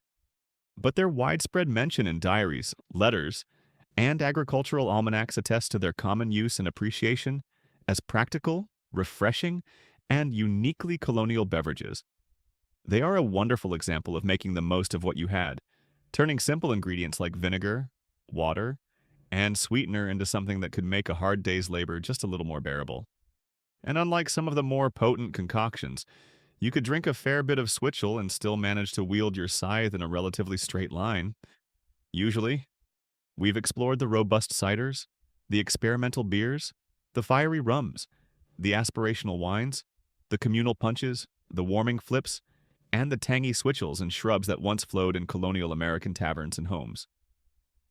But there's another category of beverage, one that often blurred the lines between drink, dessert, and even medicinal remedy. That deserves our sleepy attention. Rich, creamy, dairy-based concoctions like possets and syllabubs. In a time when fresh milk could be a precious and perishable commodity, these drinks transformed it, often with the help of spices, sugar, and a generous splash of alcohol, into comforting, nourishing, and sometimes surprisingly sophisticated treats. Let's gently ladle ourselves a serving of these creamy colonial comforts. First, let us consider the posset. This was a hot, milky beverage, often enjoyed in the evening, particularly in colder weather, or given to those who were unwell or in need of comfort and nourishment. Possets and syllabubs were popular dairy-based beverages or light desserts in England and colonial America from roughly the 16th to the 19th centuries, valued for their richness, their perceived restorative qualities, and their comforting warmth in the case of possets. The fundamental characteristic of a posset was that it involved hot milk, curdled with an acidic alcoholic beverage. Typically, sack a type of sherry, another strong wine, or sometimes ale. Imagine the preparation. Milk would be heated, often with sugar or honey to sweeten it, and a fragrant mix of spices. Nutmeg was almost essential, along with cinnamon, cloves, or mace. Once the spiced milk was hot, the wine or ale would be stirred in. The alcohol and acidity would cause the milk to curdle, separating into a thicker, custard-like part the curds and a thinner, watery liquid the whey. This might sound a bit unappetizing to modern palates accustomed to perfectly smooth dairy drinks, but for the colonial consumer, this separation was part of its unique character. The posset would be served warm, often in a special posset pot. A quirky or fringe tidbit is that these posset pots, examples of which survive in ceramic collections, often had two handles and a long spout emerging from near the bottom of the pot. This allowed the drinker to sip the clearer, thinner whey from below, while the richer, thicker curds remained on top. To be eaten later with a spoon, it was a two-course beverage, in a way. A fine posset, mistress, a colonial gentleman might say, recovering from a chill. I shall sip the restorative whey now, and save the delightful curds for when my strength truly returns. Or perhaps just for 5 minutes from now. It smells too good to wait. Possets were considered highly nourishing and easily digestible, making them a popular choice for invalids. For women recovering from childbirth, or for anyone feeling a bit under the weather. The warm milk, the spices, the sweetener, and the alcohol were all thought to have restorative or soporific qualities. It was the colonial equivalent of a warm, milky drink before bed, but with a significant boozy kick and a bit more culinary complexity. Then there was the Syllabub, a rather more elegant and often more dessert-like creation. While possets were usually hot and curdled, syllabubs were generally served cool or at room temperature and were prized for their light, frothy, creamy texture. There were many variations, but the basic ingredients typically involved wine, often a sweet white wine like sack or Rhenish wine, cider, or sometimes ale, mixed with fresh cream or rich milk, sugar, and flavorings such as lemon zest or juice, and, of course, spices like nutmeg. The magic of the syllabub often lay in its preparation, designed to create that signature froth. One method involved whisking the cream and wine mixture vigorously to create a light, airy foam. Another, more picturesque method, particularly for what was known as everlasting syllabub, involved milking a cow directly into a bowl already containing the sweetened and spiced wine or cider. The warm, fresh milk, hitting the other ingredients from a height, would naturally create a beautiful, stable froth. The mixture would then be left to stand for several hours or even overnight in a cool place. During this time, it would separate into a clear liquid layer at the bottom and a thicker, clotted, foamy cream on top, which could be spooned off and served. It was a delicate, luxurious treat, often presented in special syllabub glasses, and considered a fine ending to an elegant meal or a delightful refreshment at a summer gathering. It was less about robust warmth and more about refined, creamy pleasure. Do try Mrs. Washington's syllabub. A guest at Mount Vernon might be urged. It's as light as a cloud and tastes like angels have been milking cows directly into a bowl of spiced sherry, which, I believe, is precisely how she makes it. A simpler, more everyday dairy-based drink that often contained alcohol was milk punch. This could be served hot or cold. The basic recipe involved milk. A spirit rum and brandy were favorites, sugar, and a grating of nutmeg. Unlike a posset, it wasn't typically curdled. A cold milk punch. Perhaps with the addition of citrus juice and then clarified by straining through the milk curds that form a more complex process leading to English milk punch or clarified milk punch, could be a surprisingly smooth and sophisticated beverage. A hot milk punch was simply a warming, sweetened, spirited milky drink, less fussy than a posset. These dairy-based beverages showcase the colonial ability to transform a simple, perishable ingredient like milk into something more luxurious, more comforting, or more festive. They often required access to relatively expensive ingredients like sugar, spices, and good quality wine or spirits, in addition to fresh cream or milk, placing them more in the realm of special occasion treats or the fare of more affluent households and taverns.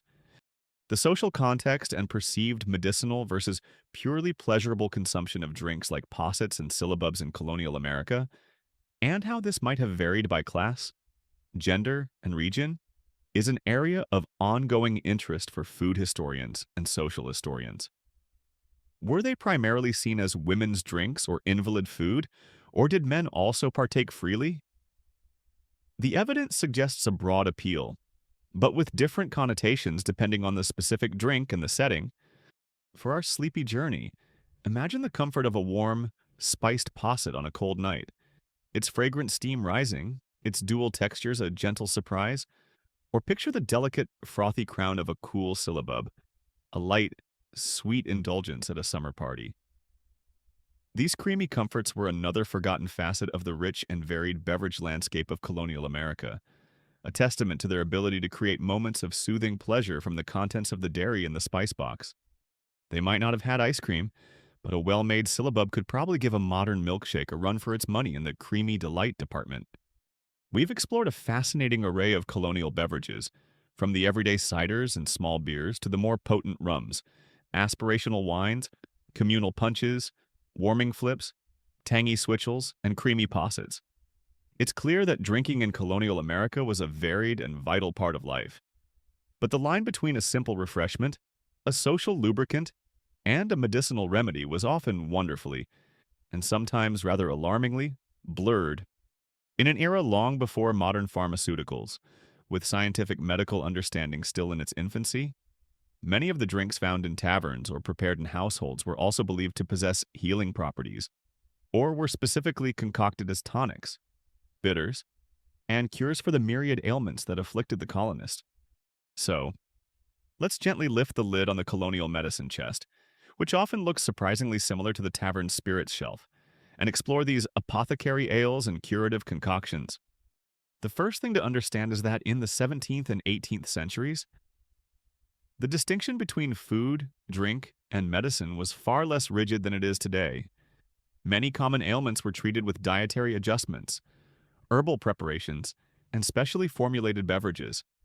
Colonial Americans widely used herbal remedies and medicinal beverages, often prepared at home by the mistress of the house, or by local healers, wise women, or sometimes even the tavern keeper, to treat common illnesses, with many recipes blending traditional European herbalism with newfound knowledge or sometimes misinterpretations of New World plants. The local tavern, being a central hub with a stock of various alcoholic bases and perhaps some common herbs and spices, could often serve as an informal pharmacy. Goodman, a suffering colonist, might say to the innkeeper, "I've a fearsome ague upon me. What have you got that might settle my humors and stop my teeth from chattering like a pair of loose dice in a tankard?"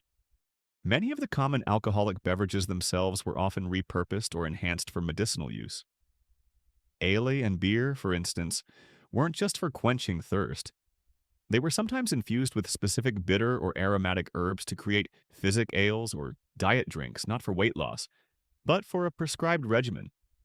Herbs like wormwood, known for its bitterness and as a dewormer, though potent and potentially toxic in large doses, horehound for coughs and lung ailments, dandelion as a diuretic and liver tonic, or chamomile for calming and digestive issues might be steeped in the ale. The alcohol would help to extract the medicinal compounds from the herbs, and the beer itself provided some nourishment. It was a spoonful of medicine, but the spoon was a 2-pint tankard. Wine, especially fortified wines like sack sherry or Madeira, was frequently used as a base for medicinal tinctures. Various herbs, roots, and barks would be steeped in the wine for extended periods, creating a potent liquid remedy. We've already encountered the sack posset, often given to invalids for its perceived strengthening and soothing qualities. Wine was also considered a general restorative, a cordial to lift the spirits and fortify the constitution, particularly for the elderly or those recovering from illness. A small glass of this elderflower-infused sack, grandmother, a caring daughter might offer. It will put the roses back in your cheeks, or at least make you forget you haven't seen a rose in 6 months due to this infernal winter. Spirits like rum and brandy also played their part in the colonial medicine cabinet. Their high alcohol content made them effective solvents for extracting active compounds from medicinal plants, creating strong tinctures that could be taken in small doses. They were also used externally as antiseptics for wounds, though the understanding of infection was rudimentary. The cleansing effect of alcohol was likely observed. And, of course, a tot of strong rum or brandy was a common remedy for a chill, for shock, or simply to numb pain or anxiety. It was the colonial equivalent of take 2 aspirins and call me in the morning. Except it was more like take 2 fingers of kill devil rum and try not to fall into the fireplace. One particularly interesting category of medicinal tipples was bitters. These were highly concentrated alcoholic infusions of various bitter-tasting herbs, roots, barks, and sometimes spices. Common ingredients might include gentian root, cinchona bark, the source of quinine, which was genuinely effective against malaria, a significant scourge in many colonial regions, especially the South, dandelion root, burdock root, angelica root, orange peel, or various stomachic herbs designed to settle digestive complaints. These ingredients would be steeped in strong alcohol rum or brandy were ideal for weeks or months, resulting in a very potent, intensely bitter liquid. Bitters were not meant to be drunk in large quantities like beer or wine. Instead, they were taken in small doses, perhaps a teaspoonful or two in a little water or wine, typically before meals to stimulate the appetite and aid digestion, or as a general tonic to purify the blood, tone the system, or ward off fevers and other ailments. Some taverns might have their own proprietary house bitters, a secret concoction that patrons swore by. Others might stock imported bitters, like Stoughton's bitters, which were popular in England and the colonies. The taste was, as the name implies, usually fiercely bitter, a far cry from the sweet, artificially flavored bitters used in many modern cocktails. Taking your colonial bitters was a serious, palate-puckering commitment to health. Another dose of Dr. Throckmorton's celebrated swamp root bitters for me, landlord. Tastes like a badger's armpit, but I haven't had the swamp egg all week. While not strictly tavern fare for public consumption, herbal teas and infusions made with hot water were a ubiquitous part of home-based healthcare and would have informed the kinds of flavors and ingredients colonists expected or sought in their medicinal beverages. Sage tea for sore throats, chamomile for sleeplessness or upset stomachs, mint tea for digestion, raspberry leaf tea for women's ailments. These were common knowledge. Sometimes, these herbal infusions might be fortified with a splash of rum or brandy for an extra kick or a perceived medicinal boost. A quirky or fringe tidbit is that some colonial medicinal concoctions contained rather alarming or bizarre ingredients by modern standards, reflecting the era's blend of herbalism, humoral theory, and sheer superstition. You might find recipes calling for powdered animal parts like woodlice or stag's horn, various minerals, some of which we now know to be toxic, like mercury or antimony compounds, or even more esoteric ingredients. The famous snake oil remedies of the later American West had their precursors in colonial cure-alls of equally dubious efficacy and sometimes alarming composition. Thankfully, most tavern-based medicinal tipples probably stuck to more conventional, if still potent, herbal infusions in an alcoholic base.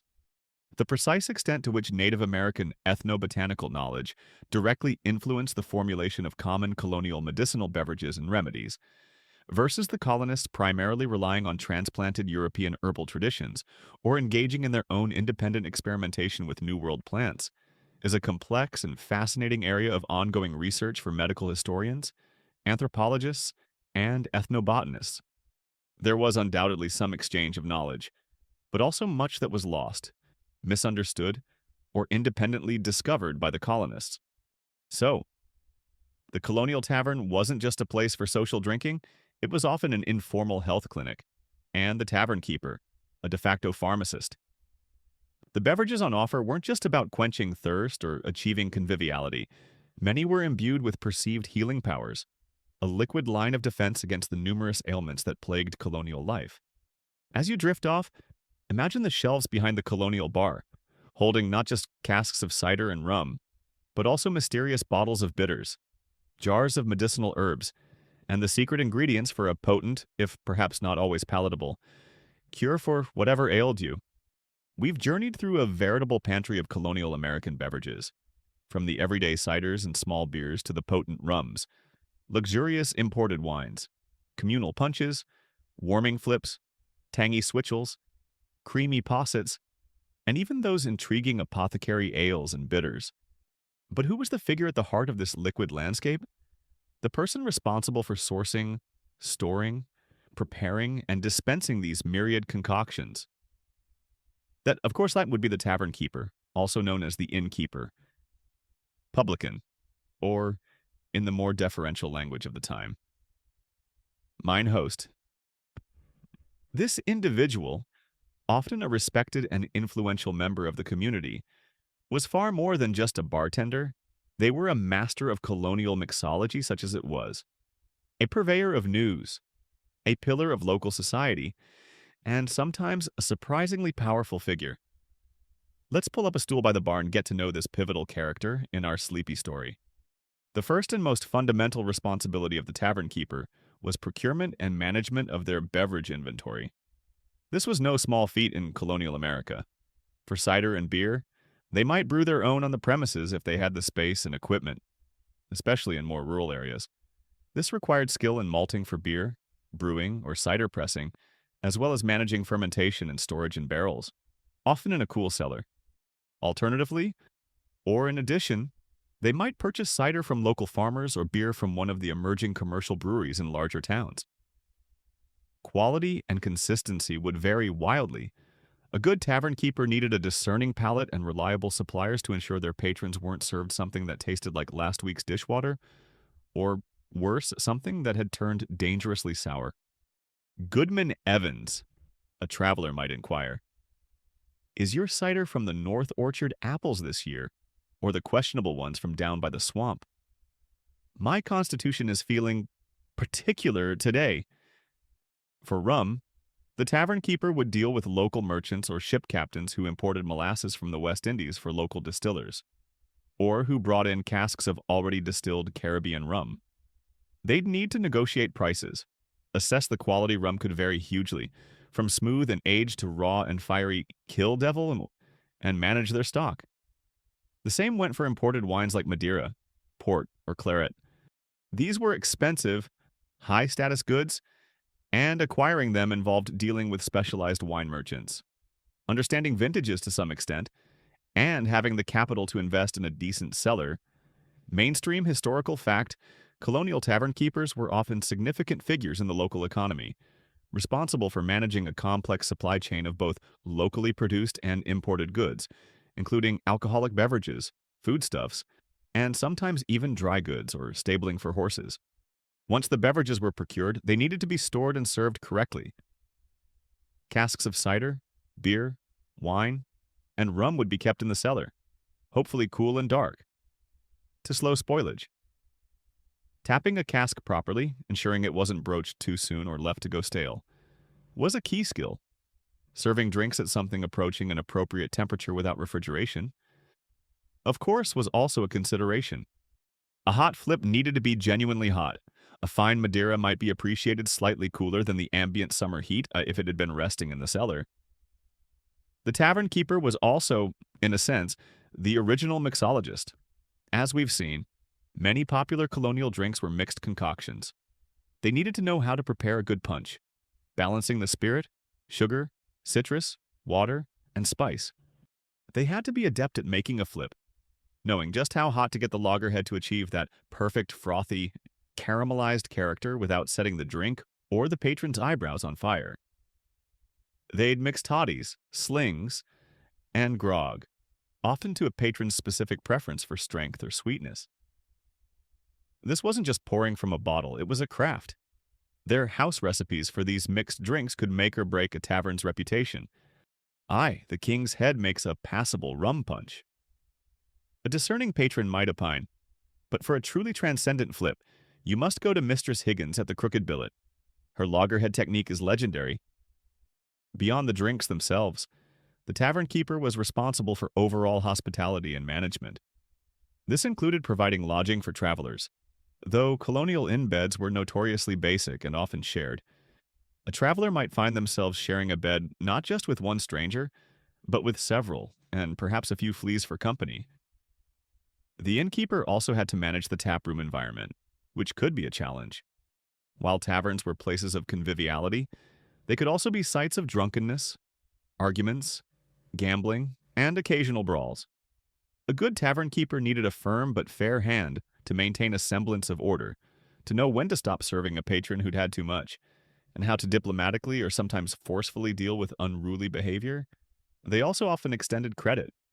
A quirky or fringe tidbit is that some colonial tavern keepers developed elaborate and very public systems for keeping track of customer debts, sometimes using a large chalkboard or slate where patrons' tabs were visibly recorded, or a system of notches on a tally stick. Cash was often scarce. So much local business was done on credit, and the tavern keeper was effectively a local banker for small sums, hoping their patrons were good for their P's and Q's, pints and quarts. The tavern keeper was also a vital conduit of news and information. In an era before widespread newspapers or rapid communication, travelers were a primary source of news from other towns, colonies, or even from England. The tavern keeper, By virtue of talking to everyone who passed through, it was often the best informed person in the community. A kind of walking, talking colonial internet router, political discussions, business deals, local gossip. It all flowed through the tavern, and the host was at its center. It's important to note that while mine host was often a man, women played crucial roles in tavern keeping. A tavern keeper's wife was often an indispensable partner, managing the food preparation if offered, the housekeeping for lodgers, perhaps assisting with brewing or serving, and keeping the accounts. Widows frequently took over the running of their deceased husband's tavern, and many proved to be very capable and successful publicans in their own right. These she-merchants, as they were sometimes called, were often formidable figures. Finally, taverns and their keepers were subject to licensing and regulation by local authorities. There were often rules about approved prices for ordinaries, set meals, and basic drinks. Hours of operation, though these were often loosely enforced, prohibitions against serving certain individuals like known drunkards, indentured servants without permission, or sometimes Native Americans, and rules against allowing excessive gambling or disorderly conduct. The tavern keeper had to navigate these regulations while still trying to turn a profit and keep their diverse clientele happy. The degree of social mobility afforded by tavern keeping in colonial America, whether it was generally seen as a reliable path to prosperity and respected community status, or a somewhat precarious and occasionally disreputable profession, likely varied greatly depending on the specific location. A bustling city port versus a remote frontier outpost. The nature of the clientele. The individual acumen and reputation of the proprietor, and the strictness of local social and religious mores. So, as you imagine that colonial tavern keeper, perhaps a stout, aproned man with a ready opinion, or a sharp-witted widow with a keen eye for business, remember that they were far more than just drink pourers. They were curators of colonial beverages, masters of early mixology, providers of shelter, keepers of order, more or less, hubs of information, and central figures in the social, economic, and sometimes even political life of their communities. Their craft was a demanding one, requiring a unique blend of business sense, social skill, and a very good understanding of what made a colonial thirst truly satisfied. We've met the tavern keeper, mine host, the often harried but essential purveyor of colonial America's forgotten beverages. We've explored the vast array of drinks on offer, from the everyday ciders and small beers to the potent rums, sophisticated wines, communal punches, warming flips, and tangy switchels. But simply having these drinks available wasn't the whole story. How were they consumed? What were the social graces, the rituals, the unwritten rules that governed drinking in a colonial tavern, or even in a private home, imbibing in colonial America?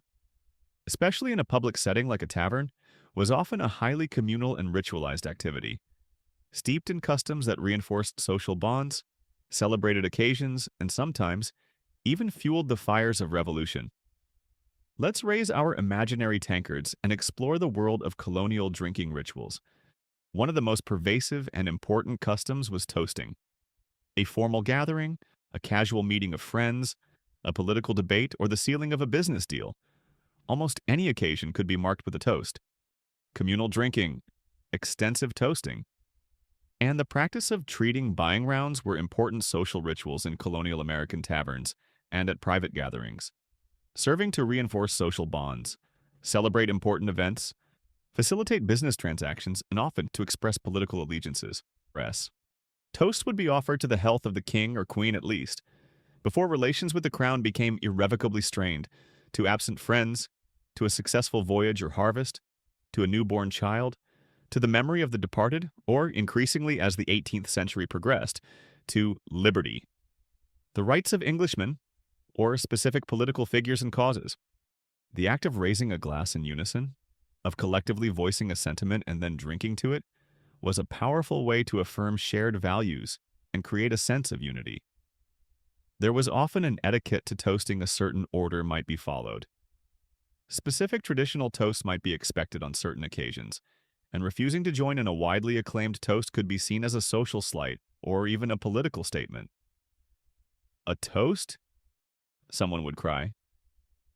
"To the prosperity of the Massachusetts Bay Colony, and may our codfish always be plentiful, and our governors slightly less exasperating, and all would raise their mugs in agreement, or at least in polite acquiescence. The very act of drinking was often communal, especially when it came to beverages like punch. As we saw, punch was typically served in a large, shared bowl, from which individuals would ladle servings into their own cups. This act of dipping into a common source fostered a sense of fellowship and shared experience. Even with individual drinks like cider or beer, the practice of treating or standing around was common. If you were with a group of companions, it was expected that individuals would take turns paying for a round of drinks for everyone. This wasn't just about generosity, it was about reciprocity, about maintaining social equilibrium and goodwill within the group. Refusing to accept a treat, or failing to offer one in return when it was your turn, could be seen as unsociable or even insulting. It was an unwritten rule of tavern etiquette, a way of keeping the social gears lubricated with something a bit stronger than just conversation. Taverns were also centers for games and entertainment, much of which naturally accompanied the consumption of beverages. Simple dice games were ubiquitous, often played for small stakes. A few coins, another round of drinks, or bragging rights. Card games, though sometimes viewed with suspicion by more puritanical authorities due to their association with gambling and idleness, were also popular.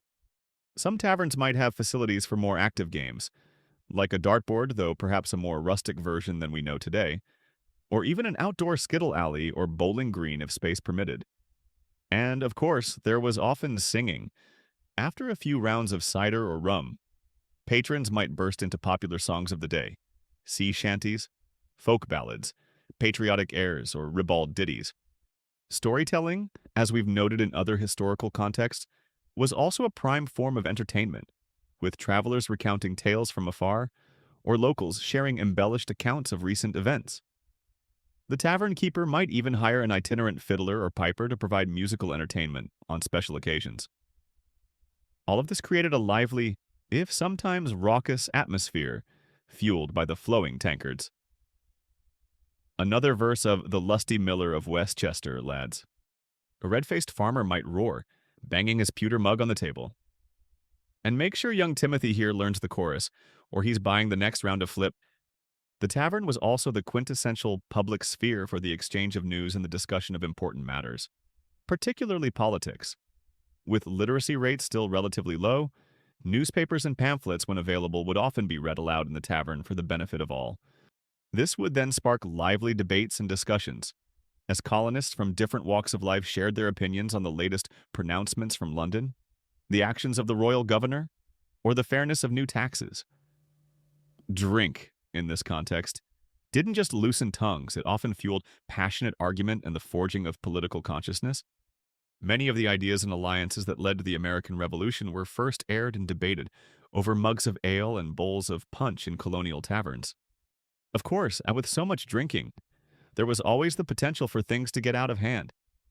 Tavern keepers usually made some attempt to maintain order, though their success varied. Most taverns would have unwritten, or sometimes even posted. Rules of the house. A quirky or fringe tidbit is that some surviving examples of these colonial tavern rules include prohibitions against swearing, quarreling, playing unlawful games like dice or cards for high stakes, or telling secrets revealed in drink. There might also be rules about not serving those already visibly intoxicated, or about closing at a certain hour, though this was often more honored in the breach. Fines might be levied by the tavern keeper for certain infractions, or particularly unruly patrons might be ejected, or even reported to the local magistrate. The colonial equivalent of a bouncer was probably just the biggest guy in the room, or the tavern keeper himself if he was a formidable sort. It's also important to note the gendered nature of these spaces and customs. While women certainly consumed alcoholic beverages, and some women even ran taverns, the public taproom was often a predominantly male domain.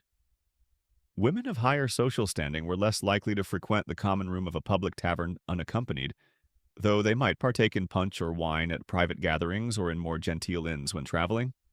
The drinking habits and social expectations for women were generally more circumscribed than for men. A woman who drank too heavily or too publicly might face social censure more quickly than a man would. The extent to which tavern culture in colonial America truly fostered democratic ideals and revolutionary sentiment through open discussion and the leveling effect of shared experience, versus simply reinforcing existing social hierarchies and the influence of local elites who often dominated tavern discourse, is a topic of ongoing historical inquiry and interpretation. While taverns were certainly places where diverse groups of men and sometimes women mingled, social status, wealth, and education still profoundly shaped who spoke, who was listened to, and whose opinions carried weight, even after several rounds of rum punch. So, as you imagine raising your tankard in a colonial tavern, remember that you're participating in more than just quenching your thirst. You're part of a complex web of social rituals, of shared experiences, of information exchange, and perhaps even of simmering political ferment. Every toast, every shared bowl, every song sung in chorus was a thread in the social fabric of colonial America, a fabric often soaked in cider, beer, and rum. Just try to remember whose round it is.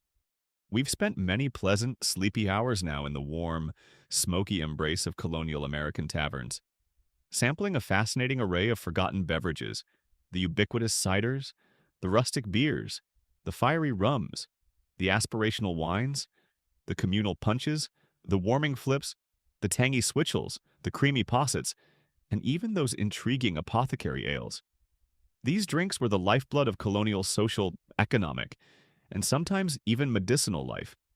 But as you look around a modern bar or browse the shelves of a liquor store today, most of these historic concoctions are nowhere to be found, or exist only as niche craft revivals. What happened? Why did these once popular libations fade into obscurity, becoming mere footnotes in the long, ever-evolving history of what humans drink? The reasons are, as always, a complex brew of changing tastes, technological advancements, economic shifts, and profound social movements. Let's gently explore why so many of these colonial drinks eventually became lost libations. One of the most significant factors was simply changing tastes and preferences. As America grew and developed throughout the 19th century, new beverages arrived on the scene, and older styles began to seem quaint or unrefined. A major shift occurred with the influx of German immigrants who brought with them their lager brewing traditions. Lager beer, with its lighter, clearer appearance, cleaner taste, and greater consistency due to bottom fermenting yeast and cold conditioning, began to gain immense popularity, gradually supplanting the often heavier, cloudier, and more variable English-style ales and porters that had dominated the colonial period. Americans developed a taste for this crisper, more refreshing style of beer, and colonial ales, with their sometimes unpredictable wild yeast flavors or adjuncts like spruce tips or pumpkin, started to seem old-fashioned. The local tavern's special small beer of questionable parentage probably couldn't compete with a sparkling, cold pilsner. The availability and popularity of other spirits also shifted. While rum was king in the 18th century, the 19th century saw the rise of American whiskey, particularly bourbon and rye, especially as settlers moved westward into grain-growing regions. Whiskey could be made relatively cheaply from surplus corn or rye. It aged well, and it developed a distinctly American character that resonated with the new nation. Brandy, too, continued to be consumed, and imported spirits still held a place. But the domestic whiskey industry boomed, providing a potent and popular alternative to rum for many. Technological changes played a massive role. The advent of artificial refrigeration and commercial ice production in the 19th century revolutionized drinking habits. Suddenly, truly cold beverages were widely available, not just slightly cooled ones. This made drinks like iced tea, lemonade, and eventually, chilled lager beer and soda pop immensely popular. Hot alcoholic concoctions like flips, toddies, and mulled ciders, while still enjoyed in winter, lost some of their year-round necessity as a source of warmth and comfort. Why bother with a complicated, hot, eggy flip when you could have a refreshingly cold beer or a proto-Coca-Cola? The very idea of plunging a red-hot poker into your drink started to seem rather, well, archaic, and possibly a bit dangerous if you'd already had a few. Improved water sanitation and public water systems in growing cities also gradually made plain water a safer and more palatable option for daily hydration. While the transition was slow and uneven, the absolute necessity of drinking fermented beverages as a primary alternative to water began to lessen over time, particularly in urban areas. This didn't stop people from drinking alcohol, of course, but it changed the underlying calculus of why and what they drank. Economic shifts also contributed to the decline of certain colonial drinks.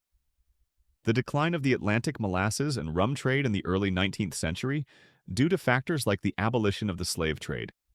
Competition from other sugar producers and changing trade patterns impacted the availability and price of rum, though it certainly didn't disappear. As westward expansion opened up vast new agricultural lands in the American interior, the focus of farming and beverage production shifted. The apple orchards of New England, while still important, were no longer the sole engine of American drink production.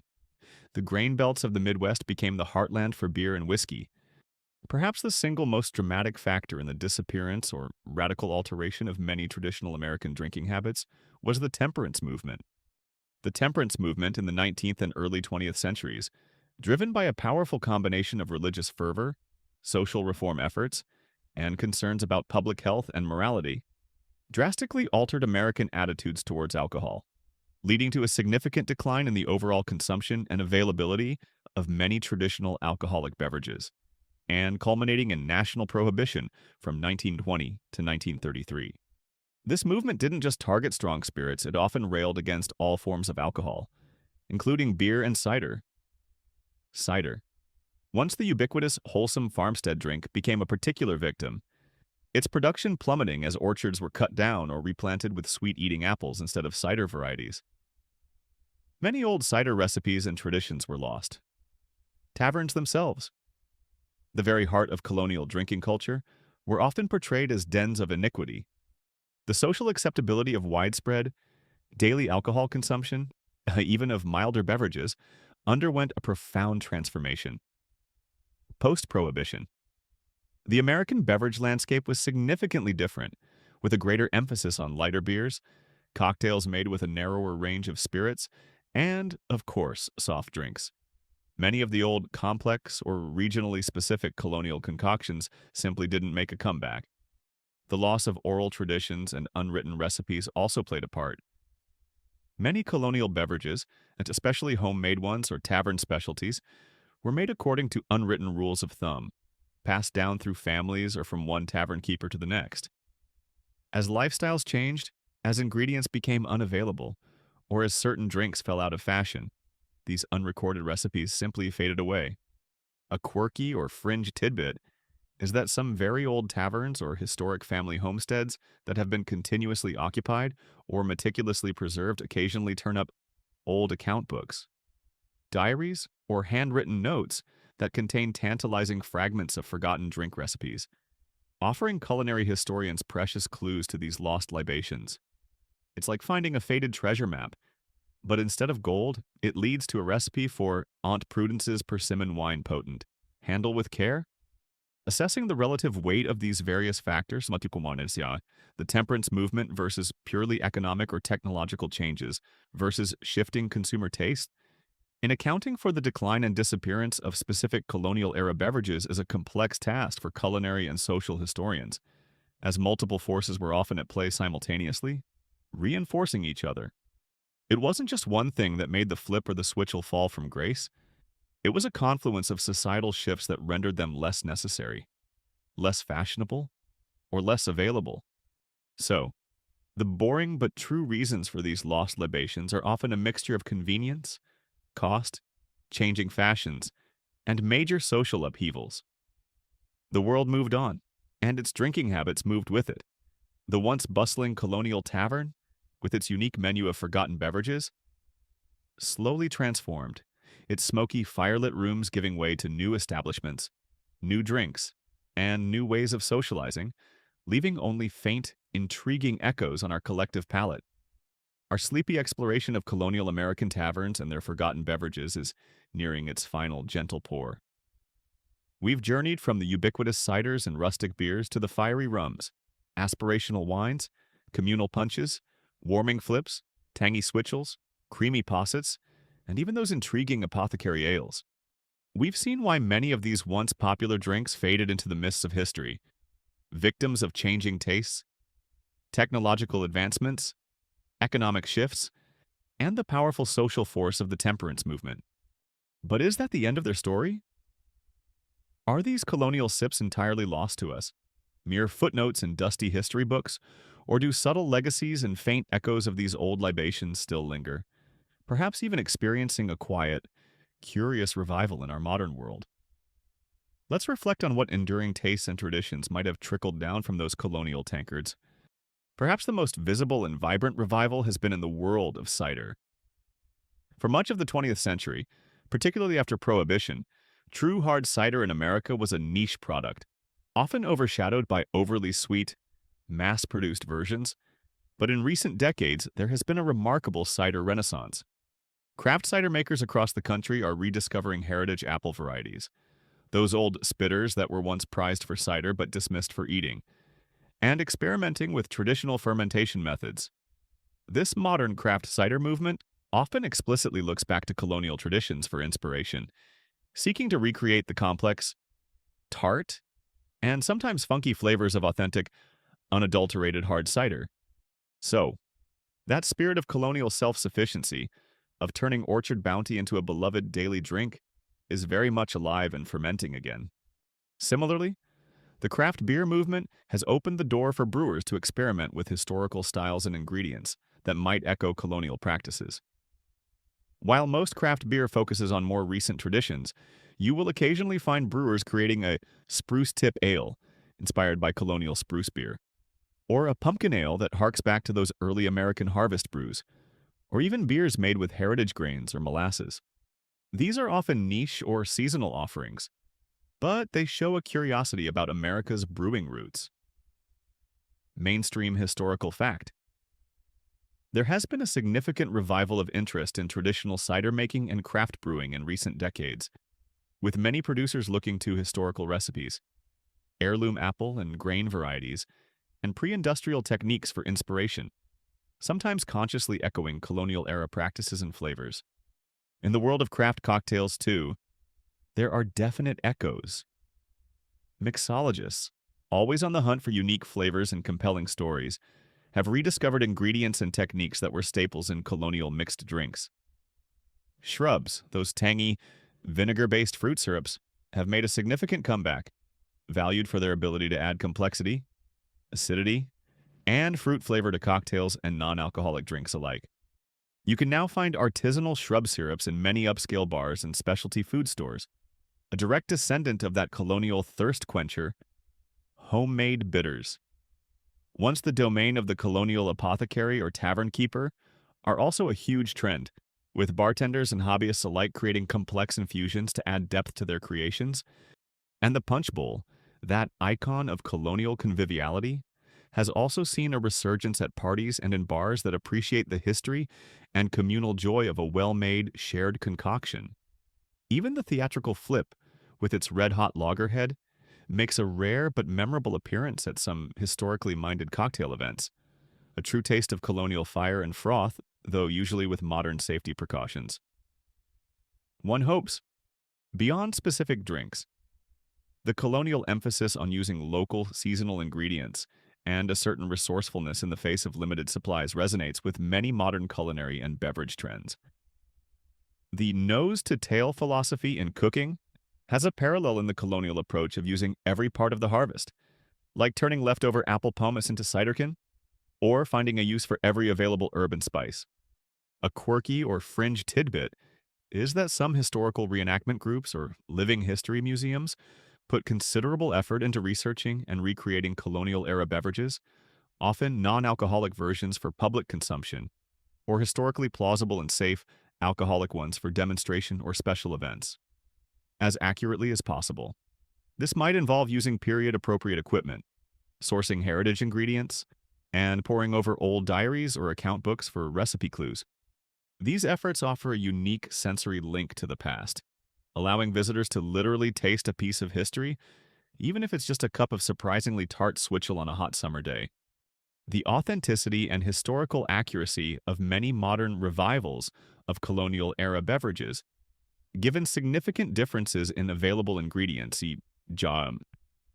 modern apple varieties versus colonial ones, brewing and distilling technology, sanitation standards, and, importantly, modern palates, which may not appreciate some of the rougher or more unusual flavors of the past, is a frequent topic of discussion among culinary historians, historical reenactors, and craft beverage producers.